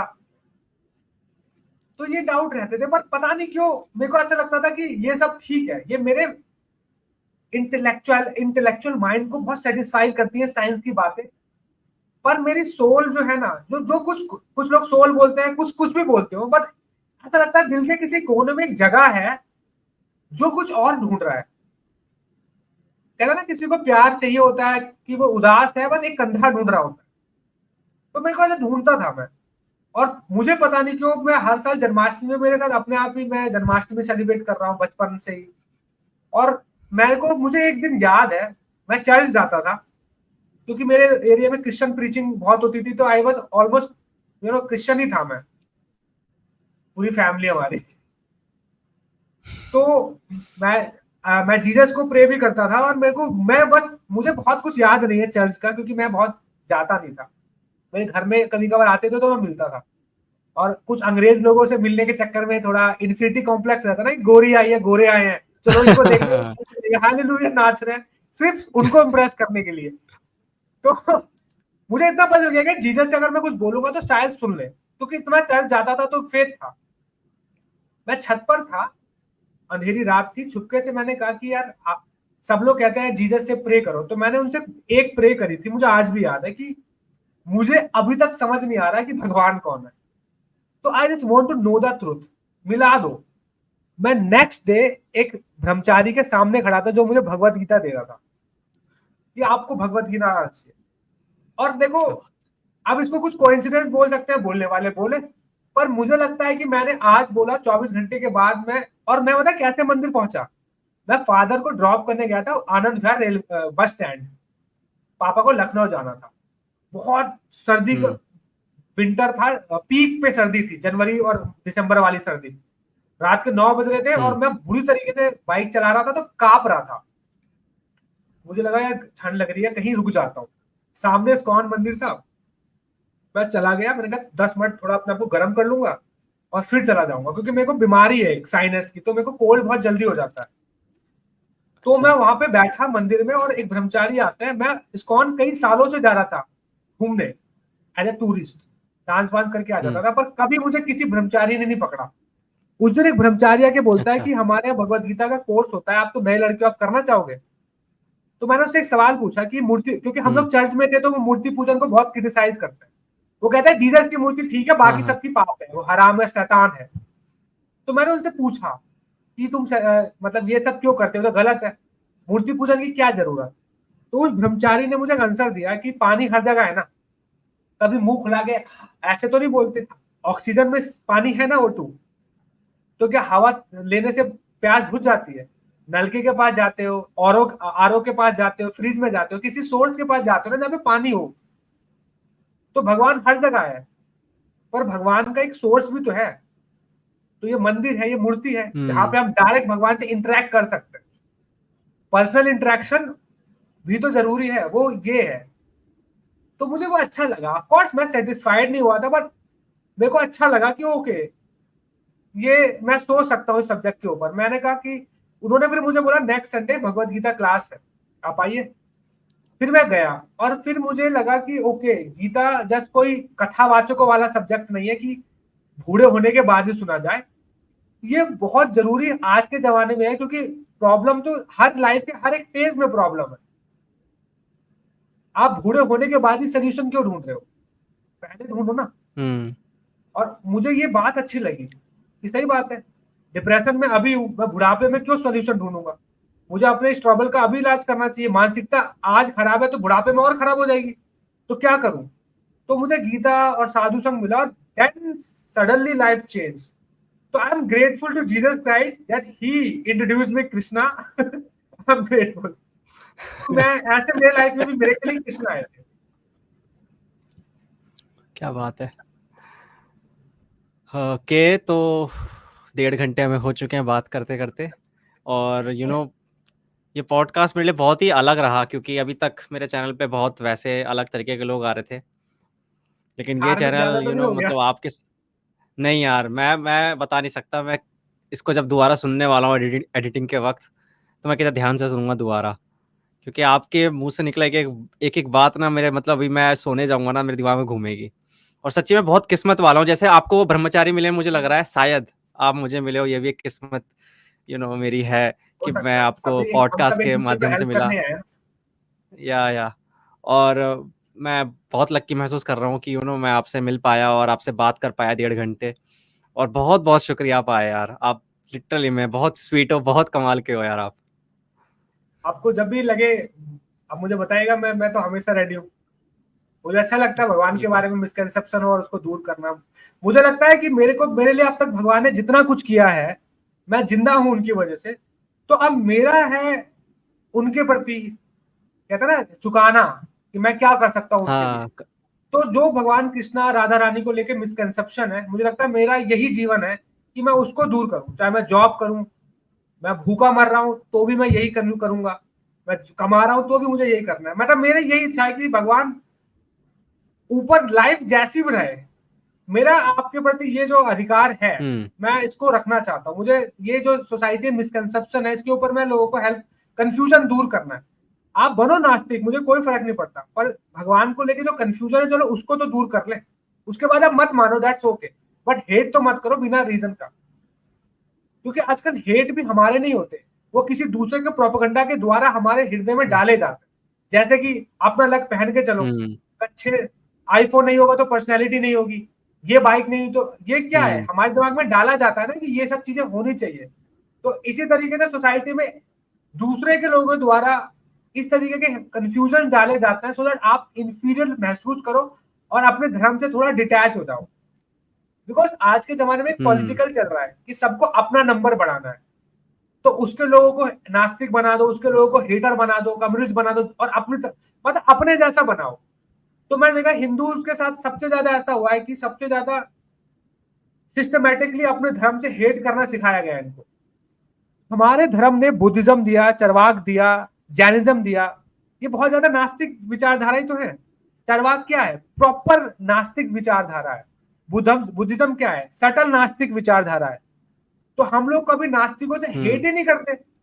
हम कहते हैं कि if you want to become नास्तिक, you don't want to follow god, that's okay, become a good person. भगवान ने कितनी बार माफ किया रावण को। हे रावण, सीता लौटा दो, तुम्हें छोड़ दूंगा, जाओ राज करो अपना राज्य। हे दुर्योधन, 5 गांव दे दो, मैं हम्म। तुम्हें, करो राज्य, जैसा राज करो ऐसा करो, मुझे कोई प्रॉब्लम नहीं है। यही तो बोला था।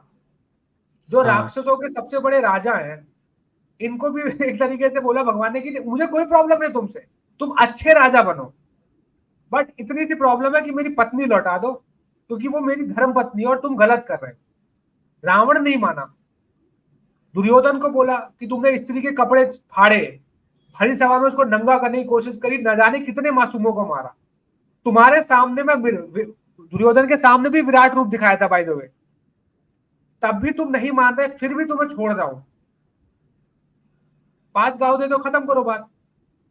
तब उसने कहा कि मैं तुम्हें भी जेल में डाल दूंगा, मार दूंगा, ये कर दूंगा। तब भगवान ने कहा कि अब क्या करें, यू वांट दिस वॉर ना, यू वांट दिस वॉर, चलो तुम्हारी इच्छा पूरी कर देता हूं, कर दी। तो भगवान भगवान कभी भी आपको इसलिए हेट नहीं करेंगे, खासकर हिंदू धर्म के हिसाब से। अदर्स में होता है कि अगर if you don't want to believe in Allah और any god, you permanent will go to hell. Hinduism में ये विचार नहीं है। अगर आप अच्छे हो धर्म के आधार पर, भगवान को नहीं मान रहे पर अच्छा कर रहे हो, क्योंकि धर्म जो है ना वो बहुत बहुत बहुत बड़ा सब्जेक्ट है। हो सकता है आप भगवान को ना मानो, फिर भी आप धार्मिक इंसान कहलाए जा सकते हो, अगर आप धार्मिक प्रिंसिपल के आधार पर समाज को फॉलो कर रहे हो। स्टिल आप स्वर्ग जा सकते हो, स्टिल पुनर्जन्म होगा, नरक से बच जाओगे, पाप तो नहीं कर रहे ना। तो हमारे धर्म में ऐसा नहीं है कि if you don't want to believe in God तो आप बुरे हो गए। यहाँ पे बुरा का कॉन्सेप्ट है कि आप गलत कर रहे हो, जो मौलिक रूप से भी गलत है, तब गलत कहलाए जाओगे। अगर नहीं, क्योंकि हम कृष्णा जी के सामने कितने लोग खड़े थे जो भगवान कृष्ण को नहीं मानते थे, लिटरली नहीं मानते थे, कहते थे आप अच्छे लगते हो पर भगवान तो नहीं मानते। भगवान ने किसी का गला थोड़ी दबाया, ये बोल के कि भगवान खड़ा है तू मान के मेरा। अभी मैंने विराट रूप दिखाया, ये देख सुदर्शन आ गया, ये देख मैंने गोवर्धन उठा दिया, किसी को नहीं मारा उन्होंने। गोवर्धन उठाया हुआ है भाई, गोवर्धन कौन उठा पाएगा, वहां पे सब लोग देख रहे हैं, फिर भी कह रहे हैं कि ये कोई बड़ा चीज थोड़ी है। भगवान ने किसी को मारा क्या, भगवान उनके साथ खेल रहे थे। हाँ ठीक है भाई, तू जीत गया, मैं हार गया, आई लव यू टू। भगवान ऐसे नहीं है जैसे कृष्णा बहुत मिसअंडरस्टूड है। वो आपको इस बेसिस पे जज नहीं करने वाले कि आप उनको मानते हो नहीं मानते, आप अच्छे रहो ना, ह्यूमैनिटी तो जिंदा रखो। कर्ण के सामने क्या बोला कि कर्ण मैं तुम्हें राजा बना दूंगा, युधिष्ठिर राजा नहीं बनेंगे, तुम राजा बनोगे। कर्ण भगवान को रिस्पेक्ट करता था, भगवान की तरफ पूछता नहीं था, बट फिर भी भगवान ने क्या बोला, मैं तुम्हें राजा बना देता हूं, तुम इतने बुरे नहीं हो पर गलत संग कर रहे हो, मेरे साथ आ जाओ। वो आदमी जो भरी सभा में औरतों के कपड़े चीर रहा है, तुम्हारी दोस्ती का फायदा उठा रहा है, वो तुमसे इसलिए दोस्ती करता है क्योंकि तुम टैलेंटेड हो। और यही दुर्योधन क्या करता था, कर्ण को बोलता था जाके मेरे लड़कर आओ, तो कर्ण उसके बिहार पे लड़ता रहता था। फिर भी भगवान ने बोला कि चलो तुम इधर आ जाओ। कर्ण ने क्या बोला, दोस्ती मेरे लिए सबसे ऊपर है। भगवान ने उससे हेट नहीं किया, भगवान ने कहा ठीक है अब युद्ध होगा, प्रॉब्लम यह कि तुम अर्जुन के सामने खड़े होंगे, दोनों में से कोई एक मरेगा, और मैं अर्जुन के साथ हूं तो मैं उसको साथ दूंगा। अगर तुम दोस्ती निभा रहे हो तो मैं भी तो दोस्ती निभाऊंगा, अर्जुन मेरा दोस्त है। पर हेट नहीं किया। तो हमारे धर्म में ऐसा नहीं है, मतलब पुराणों में नहीं मिलेगा कि इसलिए हेट कर रहे हैं किसी को क्योंकि तुम उन्हें नहीं मान रहे। शिव जी का निरादर किया था दक्ष ने, दक्ष को किसने कुछ नहीं कहा था, शिव जी ने मुस्कुरा के चले गए थे। जब उनकी पत्नी को मारा गया तब पर्सन, क्योंकि अब मैटर सीरियस हो गया, पत्नी मार दिया तुमने, इस पत्नी का बदला लिया था, अपना हेट नहीं लिया था कि मुझे गाली दी तो मैं बदला लूंगा। शिव जी कभी ऐसा नहीं करते, दुर्गा भी ऐसी नहीं करती। जब भक्तों, क्योंकि भगवान कृष्णा कहते हैं गीता में, मैं 3 वजह से संसार में आता हूं, भक्तों की रक्षा करने, अधर्मियों का विनाश करने और धर्म की स्थापना करने। कहीं ये नहीं बोला कि मैं आ रहा हूं अपनी इमेज बचाने, अपने आप को एस्टैब्लिश करने, लोग मुझे भूल गए मैं अपना आप काम करने आऊं, नहीं, ऐसा नहीं है। तो इसलिए तो लोग कहते हैं ना मैं नास्तिक हूं, तो क्या मैं, अगर मैं भगवान को बिलीव नहीं करता, इट्स ओके, मत करो, बी अ गुड पर्सन, इतना तो कर ही सकते हो। इसके लिए तुम्हें अब जस्ट बिकॉज एक धार्मिक आदमी आपको बोल रहा है नास्तिक आदमी को कि अच्छे इंसान बनिए, तो आप नहीं बनोगे क्योंकि मैं धार्मिक इंसान ने बोला, फिर क्या इसके लिए हम तो कहते हैं आप मत मानो, 4 चीज करो, जुआ मत खेलो, अपनी पत्नी के अलावा दूसरी स्त्रियों के साथ फिजिकल रिलेशन या किसी भी तरीके के रिश्ते मत बनाओ, बहन बना सकते हो, पत्नी दोबारा मत बनाओ, मतलब अफेयर्स मत करो, शराब मत पियो, नशा मत करो, और अननेसेसरी किसी को मारो मत, चाहे वो जानवर हो या इंसान हो। इतना तो नास्तिक भी करना ही चाहिए मुझे लगता है। इसमें धार्मिक अधार्मिक यही तो भगवान भी बता रहे हैं। एक बहुत अच्छी थ्योरी है, मतलब why I believe in God, scientifically मैं इसको थोड़ा एक्सप्लेन करूंगा, उसके बाद मैं रुक जाता हूँ। लोग कहते हैं कि we believe science, right, we believe science और वी बिलीव इन ओरिजिन। एक थ्योरी में ना ओरिजिन ऑफ ओरिजिन, की एक ओरिजिन ऐसी है जिससे सारी ओरिजिन्स निकलती हैं। इवन अगर देखोगे स्टीफन हॉकी भी शायद इसी ओरिजिन को ढूंढना चाह रहे थे कि ओरिजिन ऑफ ओरिजिन की एक होगा जिससे सब आ रहा है। तो एक मतलब मैं 100% स्टीफन हॉकी की ये मैं श्योर नहीं कर रहा, बट आई हर्ड समवेयर कि एक फाइनल ओरिजिन को, कॉज ऑफ ऑल कॉजेज को ढूंढा जा रहा है, इसी में सब लगे। तो आप हो सकता है उस जिससे सब कुछ आया उसको ओरिजिन बोलते हो, मैं आप गॉड बोलता हूं, आप एनर्जी बोलते हो। आई बिलीव एनर्जी अपने आप फ्लो नहीं करती, एक एनर्जेटिक चाहिए होता है। ये फोन एनर्जी है, मैं इसको ये यही पढ़ा रहेगा, इसमें बहुत एनर्जी है, मैं एक एनर्जेटिक हूं, मैंने इसको काम में लगाया। तो संसार में साधन हमेशा से थे, एक एनर्जेटिक ब्रेन वाला व्यक्ति आया जिसने मोबाइल बनाया, लैपटॉप बनाया, कार बनाई, सब कुछ बनाया। एनर्जी हमेशा से थी ना, मतलब रिसोर्सेज। तो I believe there must be someone who is energetic, जो इस एनर्जी को शेप देके क्रिएशन करता है। आप उसको ओरिजिन ऑफ ओरिजिन बोलते हो कि इस ओरिजिन का ये ओरिजिन खुद से सोच पा रही है, खुद सब कुछ करती है, ये लिविंग बीइंग की तरह है। हो सकता है आपने उसको ऐसा बोला, मेरे शास्त्रों को गॉड बोला, उसको एनर्जेटिक बोल दिया। अब इसके ऊपर डिबेट क्या करना। कुछ लोग डर भी फेथ पे चलता है, डर भी इमेजिनेशन है आप कह रहे हो, और आप कह रहे हो कि जो आपका फेथ है वो सब इमेजिनेशन है। मैं कह रहा हूँ हो सकता है, पर बुरा तो नहीं है, लॉजिकल तो मेरा फेथ भी लग ही रहा है, क्योंकि आपका भी तो उसी इमेजिनेशन पे ही चल रहा है ना, ढूंढ तो सत्य को रहे हो। तो आपको एक बात समझनी पड़ेगी कि दुनिया में सबसे ज्यादा सत्य बिलियन डॉलर खर्च कर करके आप यही सब कर रहे हो, ओरिजिन ढूंढने की कोशिश कर रहे हो। तो जरूरी है कि आपके तरीके से ढूंढा जाएगा। बिल्कुल, मैं भी ढूंढ रहा हूँ, आप साइंटिफिकली ढूंढिए, मैं आत्म के माध्यम से ढूंढ रहा हूँ। ढूंढो उस फाइनल कॉज को, ढूंढते हैं चलो, let's see who will live a better life, इससे कंक्लूड कर लेंगे। तो मैं हंस रहा हूँ, खुश हूँ, मुझे लग रहा है मैं सही जा रहा हूँ। अभी तक मैंने किसी भी किस्म का नशा नहीं किया, मैं फ्रस्ट्रेट नहीं हुआ इस ओरिजिन को, इस कॉज को ढूंढते हुए। मैंने अभी तक ड्रग नहीं लिया, मैं रात में सो नहीं पा रहा, ऐसा कोई प्रॉब्लम नहीं है। रोज हंसता हुआ, नाचता हुआ उठ रहा हूँ, नाच रहा हूँ, गा रहा हूँ, और उस सत्य को ढूंढ रहा हूँ। आप भी ढूंढिए। अगर आपके रास्ते में फ्रस्ट्रेशन आ रही है तो हो सकता है गलत जा रहे हो, ये मेरा मानना है। दोनों मिलकर सब ढूंढ रहे हैं।